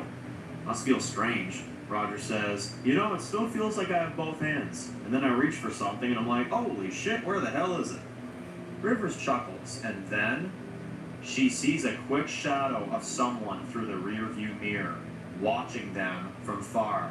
Roger then looks, and Rivers pulls out her gun, and very quietly, Roger says, "What is it?" Rivers says, "Someone's in here." They both get out of the truck. As we see Snoop barking, Roger says, "Shh, boy, shh." Rivers says, "Stay." Roger says, "What, me or the dog?" Rivers says, "Both of you, fuck off."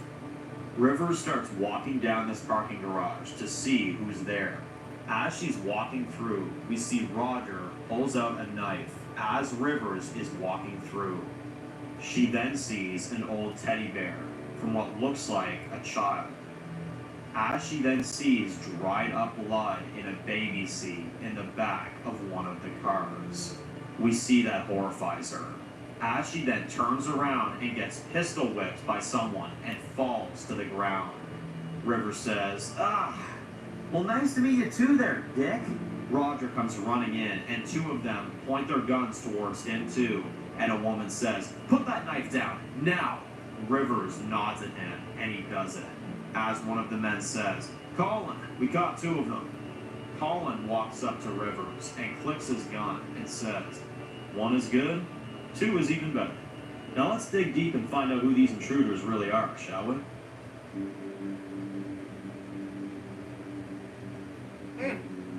Back with Haley's group. We see her out back of the diner as she hears this really eerie sound of static as she goes back there and finds a whole family in the back who have looked to have died recently. As we see, this is getting to her because of all the family she's lost. As we see a message written on the chalkboard saying, "If you see this, we're probably dead. If Devin sees this, tell him we're sorry. We wish we could have made it back to see you." Haley just sits there looking at what the world has turned into. She then finds some bandages and some gauze that are still left over, and a picked over first aid kit as she smiles and looks at the family and says, "Thank you." As we see Nathan and the others hear Haley coming, as Haley walks out and Nathan says, "The place clear?" Haley says, "Oh, more than clear.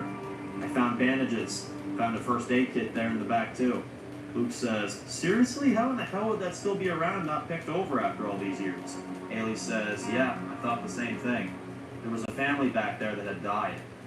They had this with them. Although I'm really not sure where the hell they would have gotten all this from. Either way, it's going to buy you enough time so we can get back." Vivian says, "Thanks, Haley. You really didn't have to. I mean, I'm literally nobody to you. Me and Nathan and Rivers literally just showed up here.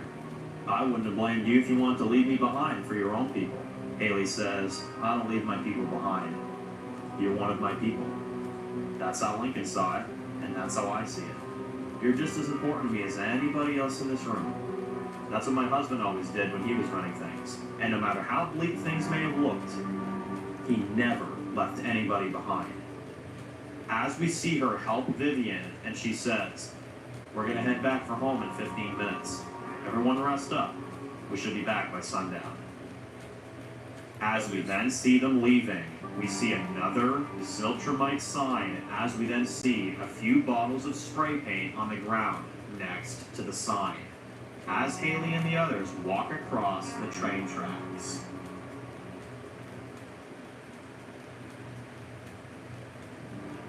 Back with Rivers. Rivers and Roger are held at gunpoint in a small little cage in the parking garage by Colin and his people. One of the guys whispers, "Colin, it was your brother. It's up to you in the end." Rivers is standing at the fence and says, "Can one of you please tell me what the fuck your deal is with us? Fuck, if you want our shit, just take it. Leave us be." Colin looks angry and says, "Don't you worry. You'll get your turn. Although now that I seem to have captivated your attention, let's get right to it. Your people murdered two of ours last night on the road. You killed them like they were nothing. One of them was my brother, who I love very much. Me and my men found what was left of him earlier. There wasn't much left to see. So you're both going to tell me, why did you kill them? Where do you come from? And who do you answer to? What's your motive here? And what are you doing in this city?" River says, look, okay, I get you're feeling a lot of stress and anger right now, okay, but I need you to just listen to me. We didn't kill anybody, okay? We're just a regular group of people that just came here to get some supplies that we need. That's it.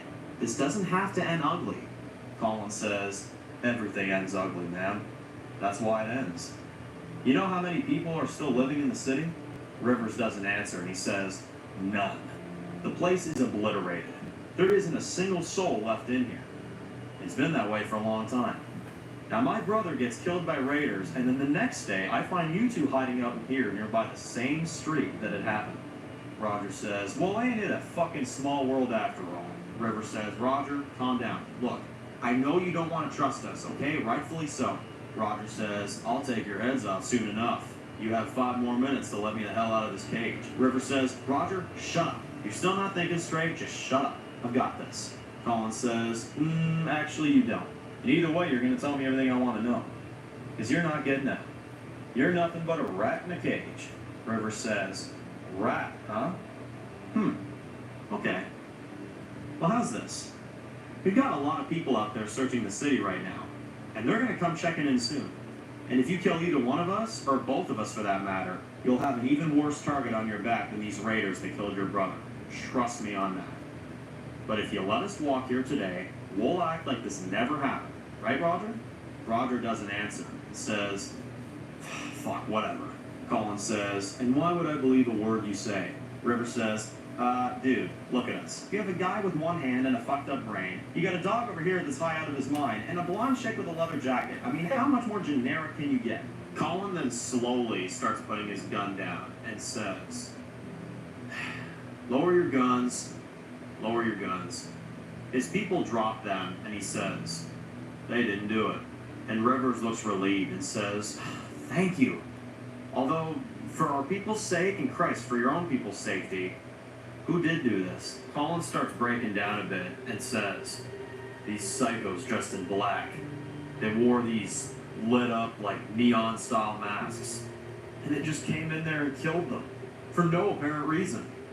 I just want to avenge my brother. Oh. It's the last thing I do. Well, River says, I Just right have a brother too. At least. I was looking at him like, before wait a these minute, he people looks attacked us. familiar. A little while back, they killed our whole camp. I know what you're feeling. I just don't wasn't get why putting they two would and have two killed your together. brother. I don't know why. The only reason why the apostles do what they do is because there's usually an enemy of theirs that they're trying to get rid of. Trying to get revenge for the people that they lost. But they just randomly killed your brother last night? Something doesn't make sense here. Bishop doesn't attack without a reason. As they all look a bit on edge, and River says, so how many of you are there? Colin says, you're looking at us. We had groups before. But they all fell at one point or another. But honestly, I'm glad we met some good people again. And in return for our not so nice behavior, we can offer you and your friends some assistance to get out of the city. Rivers and Roger look at each other as we hear Snoop barking, and she says, well, looks like he thinks so. As they all get in the back of the truck and leave to go meet up with the others, as we then see there's an apostle watching them from far. Of course. Cunts can't freaking piss off. We then see an apostle walking up to a rooftop, and they say, Apostle James. James turns around and says, you lazy fucks finally find something? The apostle says, we've received word from back home. Ashley's gone. Seems like she took Luke with her and Bishop is going to track her down. James says, well, that's just fucking great. Now, did you find anything or not? The apostle says, well, we found a truck heading towards the park. Looks to be at least 7 of them. James says, some road friends, I presume. Sounds like fun. The apostle says, sir, this is a big uncertainty. James says, I used to be scared of uncertainty. Now I get a high. These people are defectors of the Kingstonville community, and I promised my brother I'd update them on everything that's gone on the past few days. That's why I told you to bring more heavy artillery from the bunker. It's time for them to feel the consequences of their actions themselves. Back with Dave, Tom, and Miles. We see them walking up to the warehouse, as Dave says, all right, me and Tom go in. Miles keeps watch out here. I'll radio the others, tell them we're here. Dave and Tom go in as we see them make a little bit of noise at the door to alert any deadheads that may be inside. We see a couple of them as Dave and Tom shoot them down. Tom says, "Let's get what we came for, shall we?" We see Rivers, Roger, and Colin as his people park on the roof of a parking garage nearby. And Rivers looks out with binoculars and sees the warehouse from across the street, and she says, "Okay, me and Roger and a few of your guys will go down there and help. And we'll load this shit in the back of the truck, easy peasy." Colin gives her the keys and says, "Stay icy down there, alright?" They go down as we see Colin and two other of his people with him, and Colin says, "Rebecca, you cover the back, I'll cover the front." Rebecca says, "Got it, sir."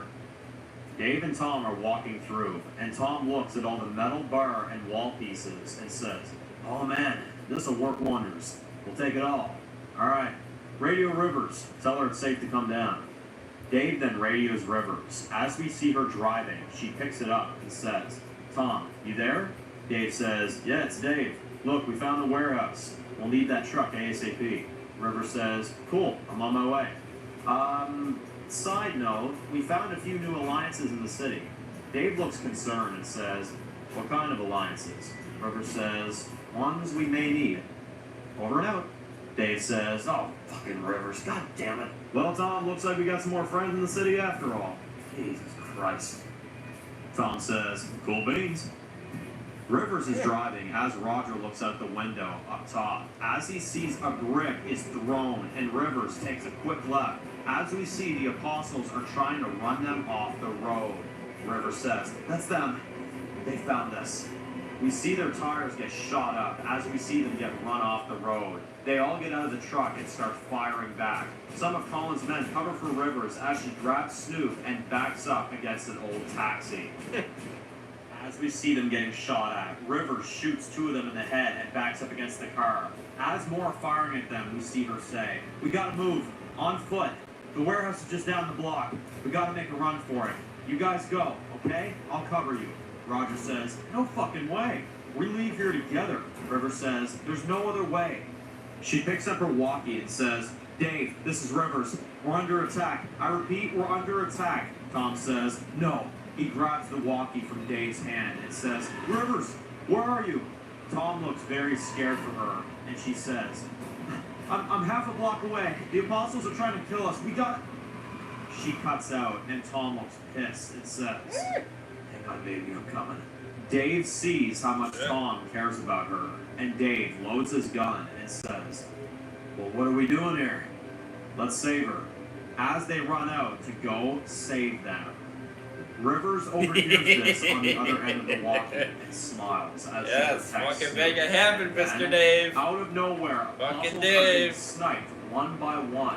Rebecca is on the other side of the rooftop as we see Rivers and the others start capping off apostles to help her. Colin is looking out as he says to Rebecca, "Go, they may need you down there." Rebecca says, "No, I can't just leave you do this alone." Colin says, "Rebecca, they may need you down there." Rebecca says, "All right, I'll do it, sir." As she leaves the roof, we see Colin is looking out with the rifle. As he sees Dave, Miles, and Tom running, as he then says, "What the?" Out of nowhere, he hears one of the guys behind him gets his throat slit. As we then reveal James with a bloody knife. As James knocks Colin to the ground, and he says, "Funny how quickly pussies die when they're the only ones getting their junk caved in." Colin then tries using his rifle against him, but James knocks it out of his hands, and the rifle falls off the roof. James and Colin start fighting each other. As we see Colin draw a knife, James Colin does the same as Colin says, You fucking killed him. You killed my brother, you son of a bitch!" James says, "Well, not all brothers are supposed to live together." Colin swings at James, but he misses every time. James says, "Oh, too slow there, old man. So what are we gonna do? Just sit up here and tongue each other on the tippity top of the fucking rooftop? Or we're gonna get to business, motherfucker?" Colin then kicks him in the leg, and James falls. He tries stabbing him multiple times, but James is too fast for him. Meanwhile, Rebecca is running down the stairs as she makes it to the last floor. We see 3 apostles standing at the door, making sure she can't leave. She then shoots them all within a second and says, "Fucking stragglers." She then sees several deadheads at the end of the hall that start running towards her as she quickly runs out of the building and locks them in there. Meanwhile, she gets away, but then the dead hear all the fighting on the roof and start running up the stairs in a big group. James then stabs Colin as Colin goes down. We then see the dead coming up to the roof as James sees this and smiles and says, "What an easy fucking win." As Colin is left for dead, we see James gets on an old zip line and gets ready. We see the dead have made it to the roof and they break down the door. James jumps as he goes all the way to the other side of the zip line. Meanwhile, a stabbed Colin is left there to die. Rivers and Roger are firing back against the apostles. Rivers sees that she doesn't have any bullets left, and Roger says, "Yeah, me too." They both look worried. But then, several apostles end up getting shot in the head as we see Dave, Miles, and Tom come in and start shooting them. Rivers smiles, and Tom picks her up, and he says, "I'm here. We gotta go now." Dave runs out of ammunition and reloads. An apostle is about to take a shot at him, and then we see Rebecca shoots the apostle and says, "Sup, guys? I assume you're Rivers' friends?" She then sees Rivers and says, "Yep." Dave says, "Let's get the hell out of here." They start running away down the road together, away from the apostles. We see James make it to the last remaining 10 apostles he has and says, "You get them all?" He sees his dead men and says, "You fucking idiots." We take a left, we cut those fuckers off, and we kill them. They then run after them to finish them off. Dave, Rivers, Tom, and the others are all running down the street as they then turn a corner to see James and his men standing there. James says, "Well, well, well. Time to go home. And considering we're already halfway to hell, this won't change a thing." Dave says, "I should have killed you." James says, "Oh, you have no idea what not killing me did for someone very special to you." Dave looks angry and says, "What the hell is that supposed to mean?" James says, "Well, what goes around comes around. Now I can see we all wasted our bullets back there, but fear not.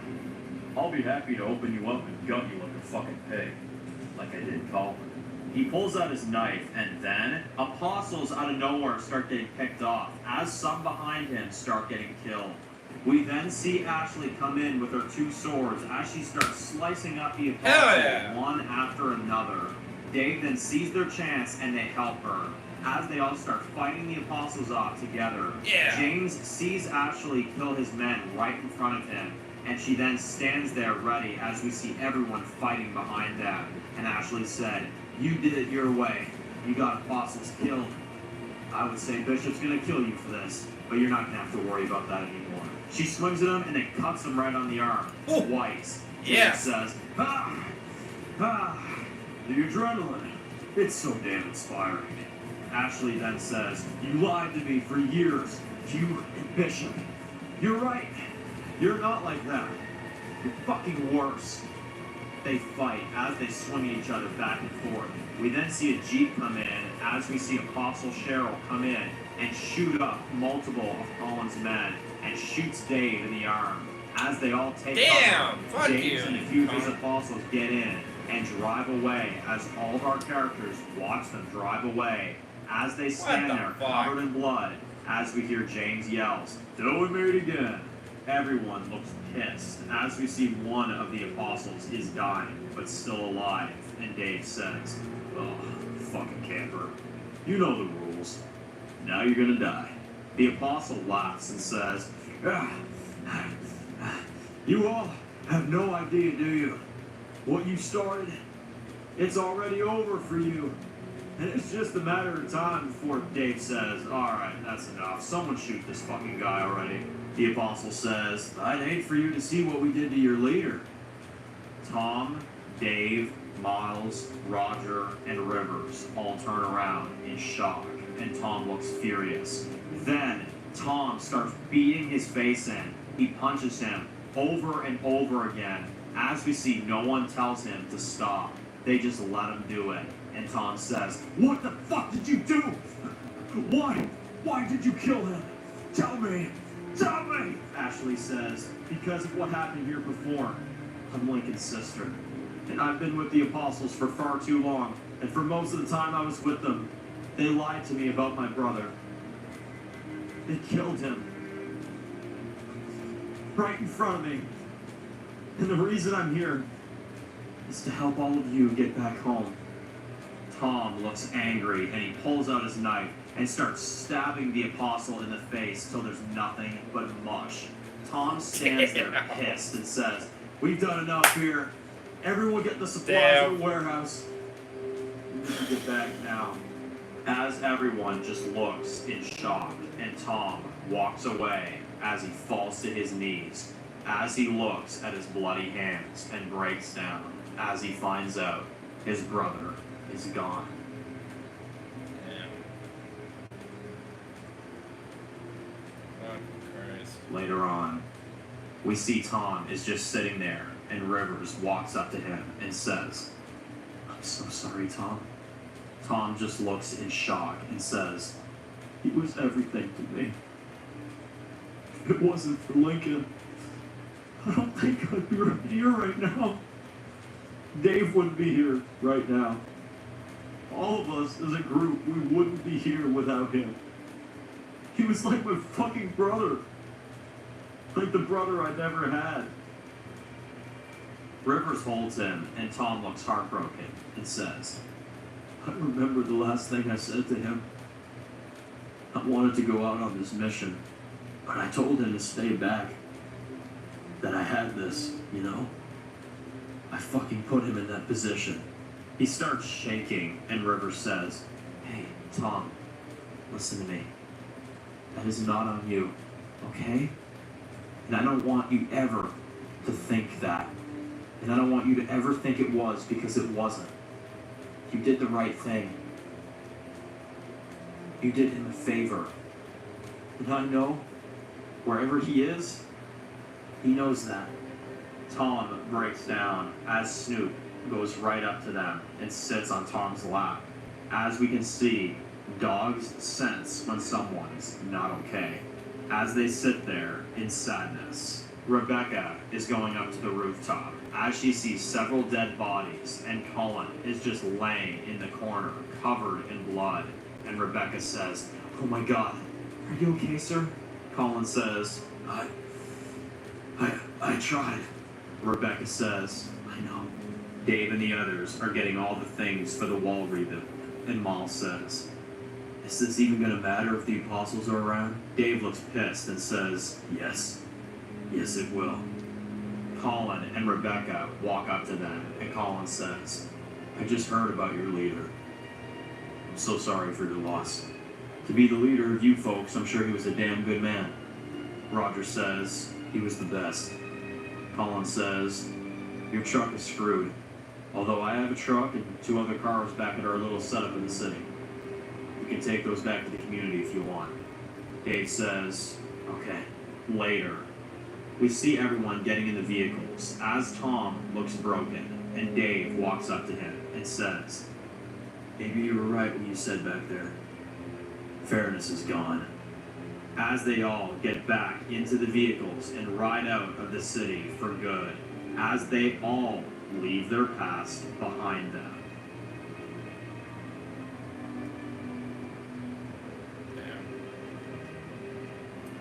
Yeah, man.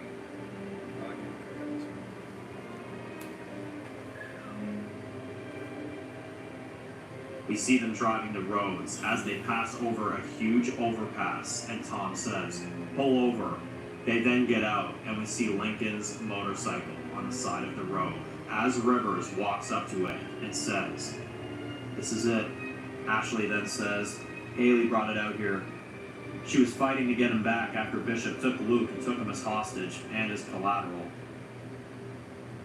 The apostles want Kingstonville by the end of the week." Dave says, "Yeah, well, that's not fucking happening." Ashley says, "Haley got Luke back, but I had to buy them enough time to get away. They're probably back home by now, if I had to assume." Dave says, "All right, let's go." Rivers gets on the bike and starts driving it back as they all drive down the road to go home. As they drive away, we see someone holding a bloody sword. As they walk out of the woods, we see it's Bishop.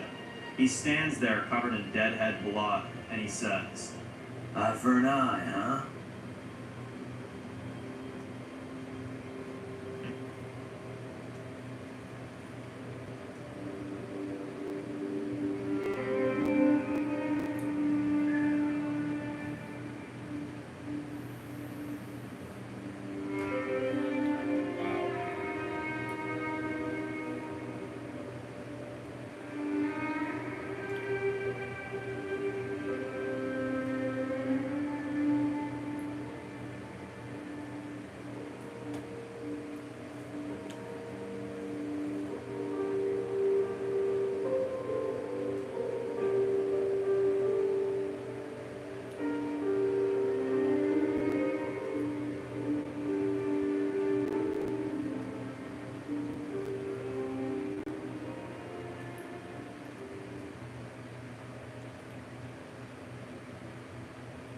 Wow.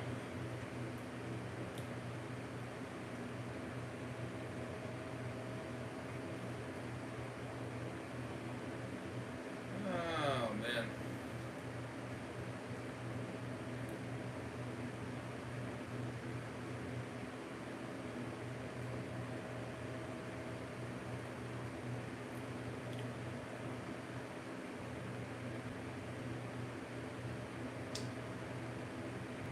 Oh, man.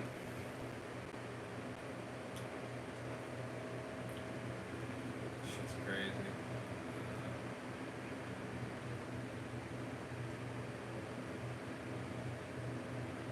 Wow.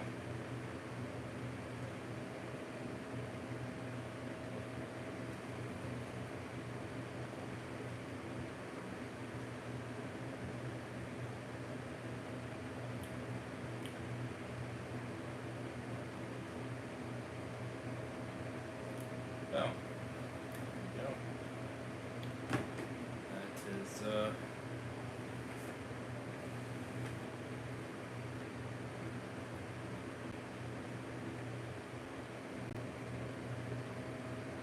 episode 6. Wow.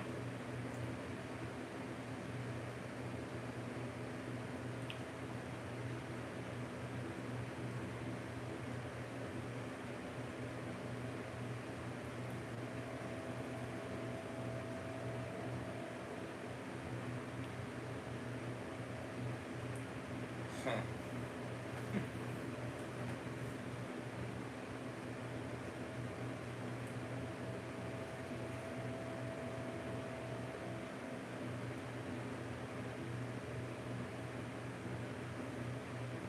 Damn, Shelly.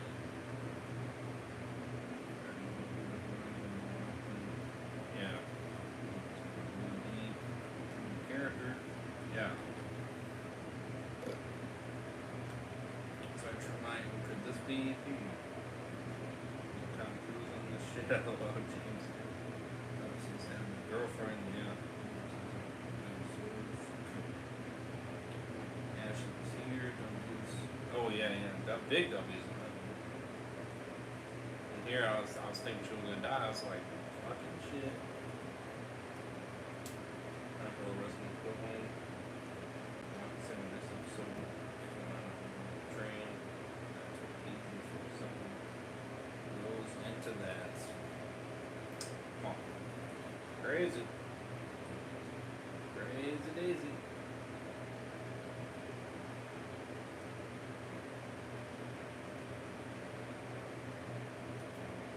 Crazy daisy.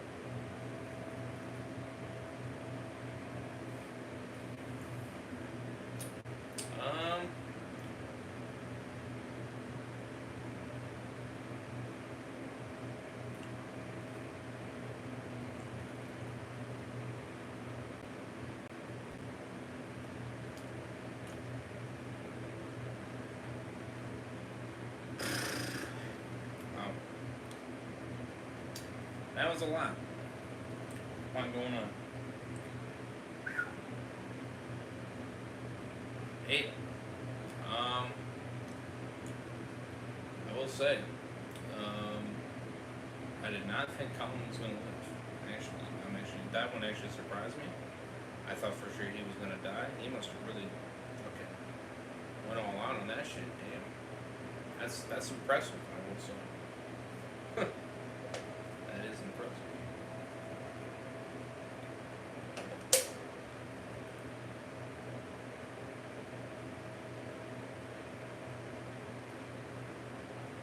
You may also see the 408 thumbnail. It's different. That episode's a comedy special. We need it. Ah, Jesus gravity. Yeah, I know that. That's why it sticks out so easily. Huh? Your views go up for this episode too. Episode 7. That's interesting. 302. Huh. Crazy.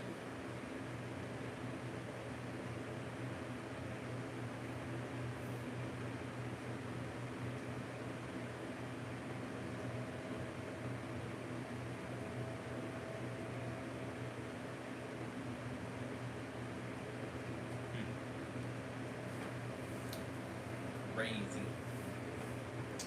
Huh.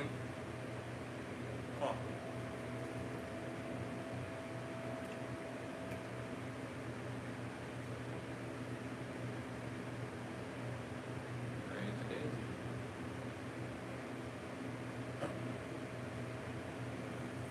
Crazy daisy.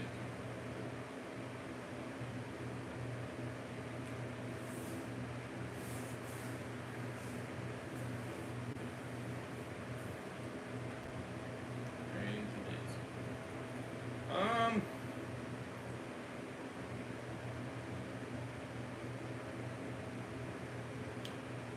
9.5 out of 10. 9.5 out of 10. Damn. Really good. I'll give it quite a 10 because there was a little bit of irritation. But it's minimal. Very minimal. A lot more craziness, badassness, fightness. Just there was a lot, really. There was a lot that happened in that episode for 45 minutes. Damn. Impressive, I will say. I'm very impressed. I was blown away. I ain't gonna lie. I'm not gonna lie. That is impressive.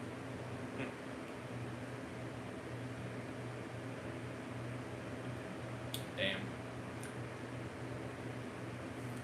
A 10 and a 9.5. Well, you're making your shit good, I'll tell you what. I can't lie about that. Hell, Mr. Joffrey. He couldn't lie about that.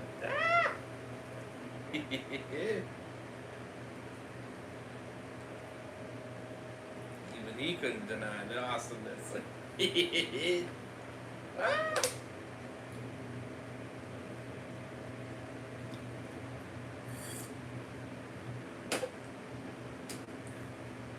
I love doing city episodes, using that post to pop and look quick landscape to my advantage.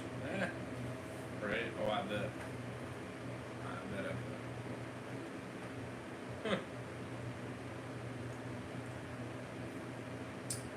I bet.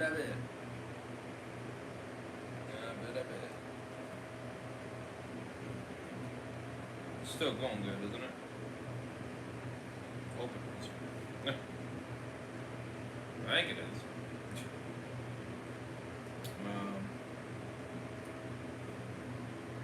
Damn.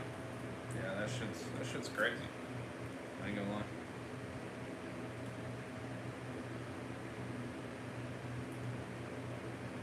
Yeah, 9.5. Very solid.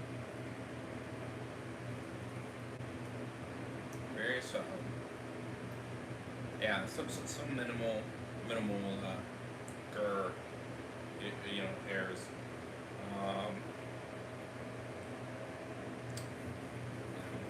Like frickin' James getting away.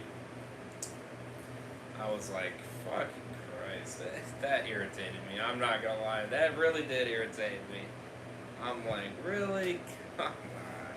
Kill the fucker off. Just die, you cunt. You don't deserve to live any longer. Jesus Christ. You're creating more havoc and I don't like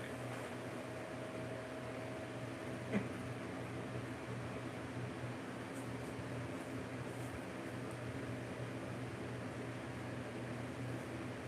We're getting close to being caught up. 12 more episodes.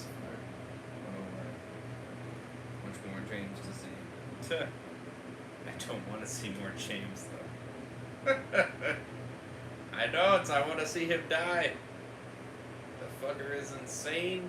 He's nuts. He's a bastard. And he needs to die. Nothing more.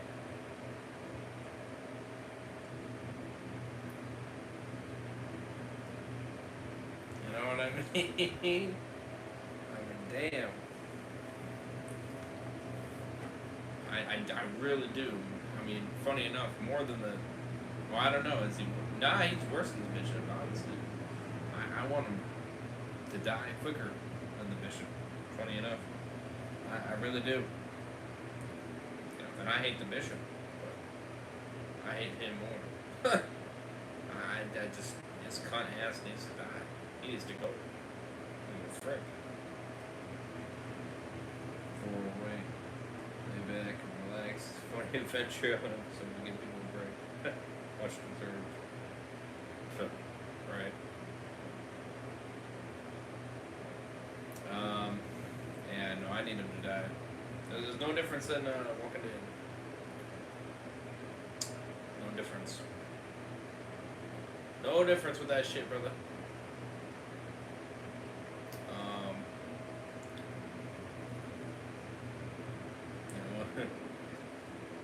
Which I'm gonna get close to that episode again, but yeah, you know, when the governor, you know, he gets killed by Sean, I was like, yes, wow, fucking time.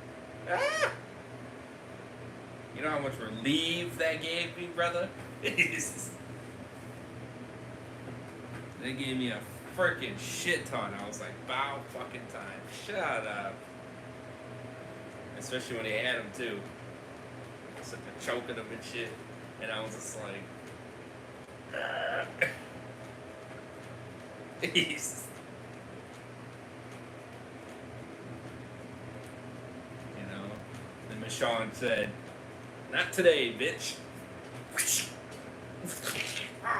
And I'm like, ass, die, you bastard, die. And she pulls that right out. Goodbye, motherfucker. Oh my god, the relief. The relief was fucking amazing. It's so amazing, truly. It felt so damn good. It's like, yes. Adam Cruz is a welcome addition to the show. Lots more for him to do. Yeah, hell yeah. I'm happy he lived though, 100%. I thought he got free. Let's hope they can have the James, right? Yeah, for real. For real. For real, brother.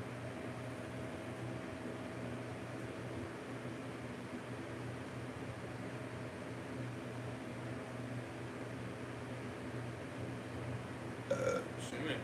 Damn.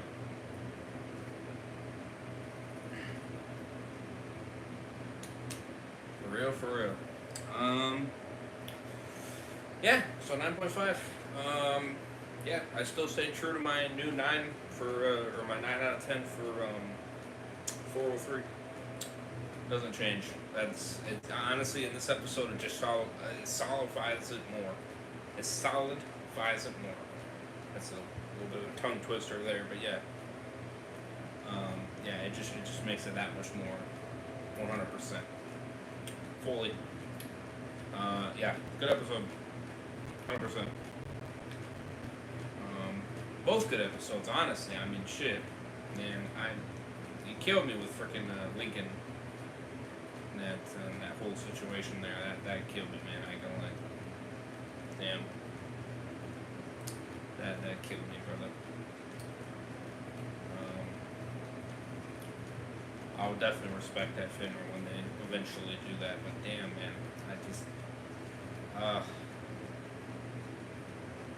it's, it's gonna be hard to keep watching, brother. I'm not gonna lie. It's gonna be hard, but I'm liking the story. It is keeping me, you know, I am staying attached. You are getting other characters, and I'm liking quite a bit here. And I'm not gonna lie about that. You know, I mean, it'll definitely help if Ashley sticks around. You know what I mean? I'm really loving Ashley, truly. So if she sticks around, that would really make it more easier. I will say. You know, that would make it a hell of a lot more easier. I'm not gonna lie, because I like her. I like her a lot, truly. She kind of gives that resemblance of Lincoln, and I like that. So, you know, I don't want to see her die. I really don't. Jesus Christ.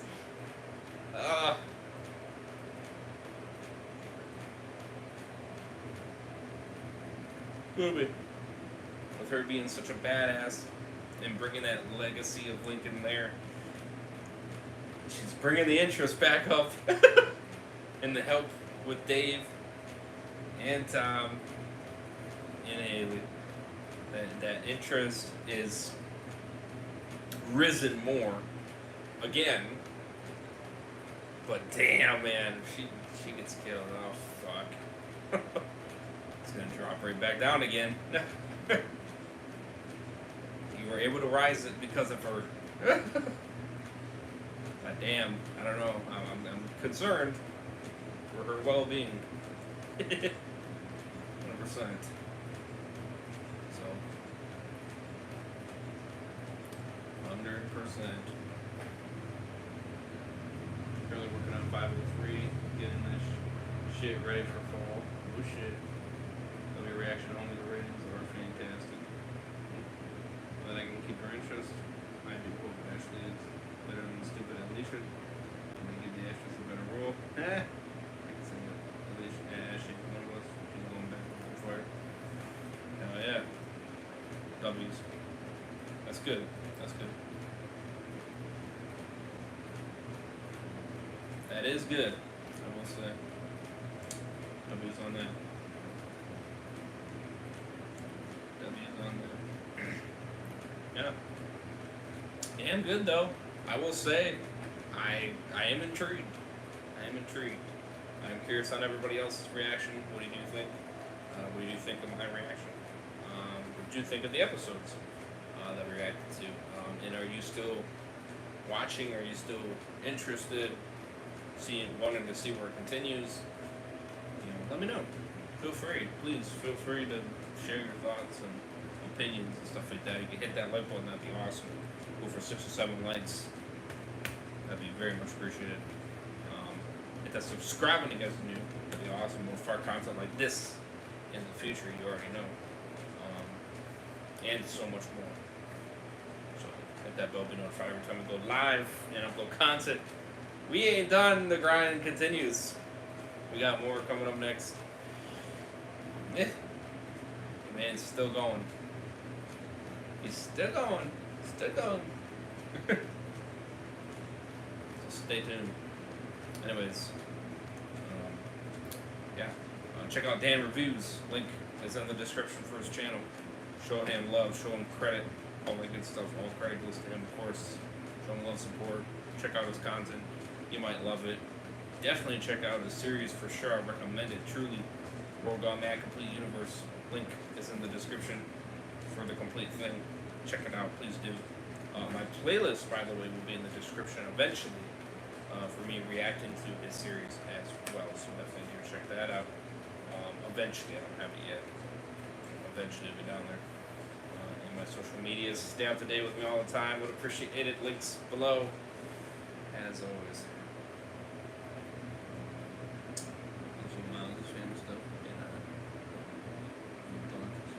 History of the World Gone Mad coming out. And Miles episode will be in that series next year. Okay. Interesting. Okay. That could be interesting. Alright.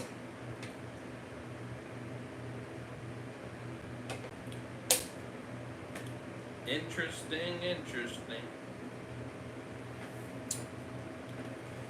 Alrighty, well. Your man's got another episode of Headshot Bros. Yet again. As if we couldn't get enough. We just grinding that shit today, baby. Yes, sir.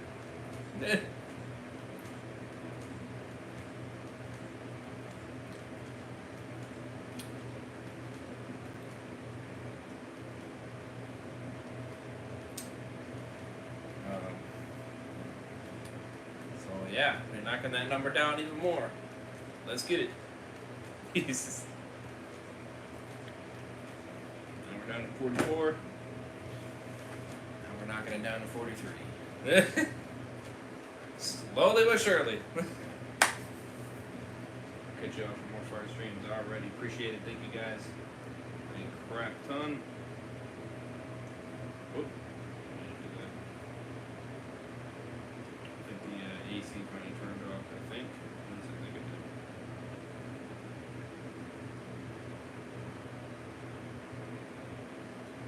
At least I hope it did. No, I think it did. I don't know. I have to check it.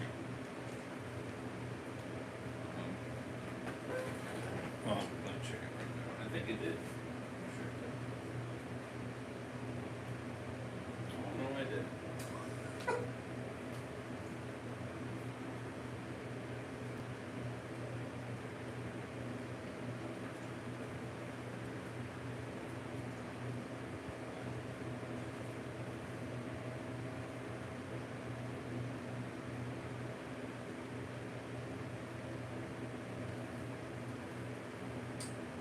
The good thing is the humidity's down.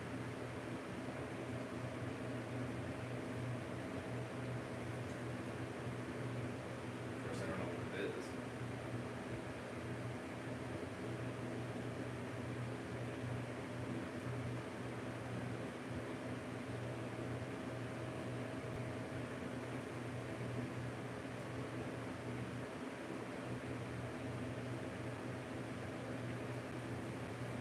Yeah. 78%. It's still very high. It should be freaking way lower than that. My room's actually lower than that. Actually, it's 68%, 69%. That's actually the lowest I've seen it in forever. So, hey, we're in the right direction. Damn, it's still at 68. What the fuck?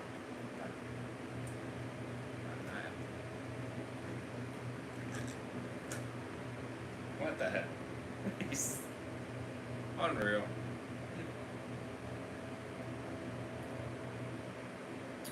Unfrickin' real. It's still 66. I think it turned off though. Maybe. I don't know. The cooler the better. Well, when my AC wasn't working, I opened up the windows to try to cool it down a little bit because it got really hot in there. And unfortunately, it brought all the humidity in here. So the humidity has been high as hell. Higher than what it should be. It's been in the 70% and 80%. And, well, you would have thought the AC would have kind of knocked that down. Never did. Still hasn't. It's still just fluctuating up and down in that percentage. It has not gone below it. Yay me. Which makes things more wet, if you know what I mean. Or very sticky, if you know what I mean. When they shouldn't be. So yeah. And at this point, I'm just trying to just make the AC not have to work as hard. But I don't know. Is it even on? It's fine. Of course it is.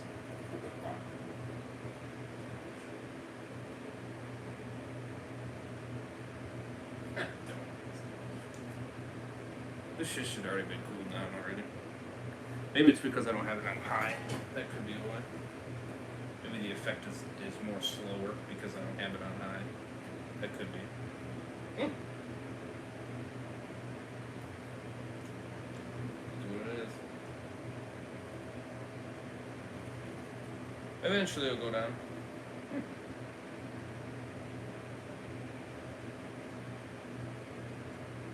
W's there. Yeah, I'm getting a new one.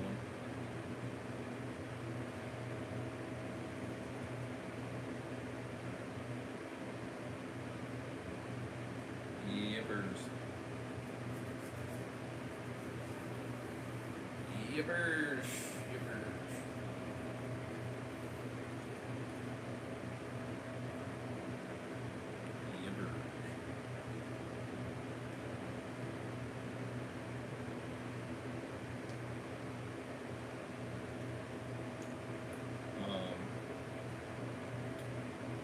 More looking like next month, and I don't know, up and down with that one.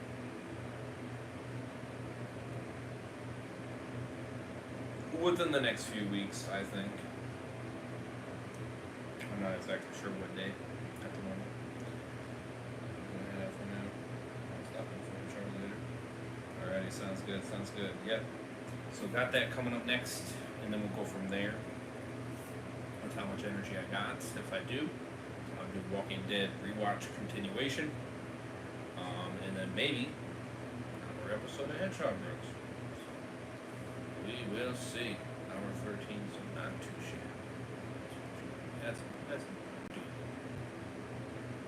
so, anyways, smash a like, hit that subscribe when you guys are new, hit that notification bell. Would appreciate that. Check out Dan reviews. Check out his World Gone Mad. Links for everything in the description. See you guys the next one over here. Sign out. Peace. You guys, much love, stay safe.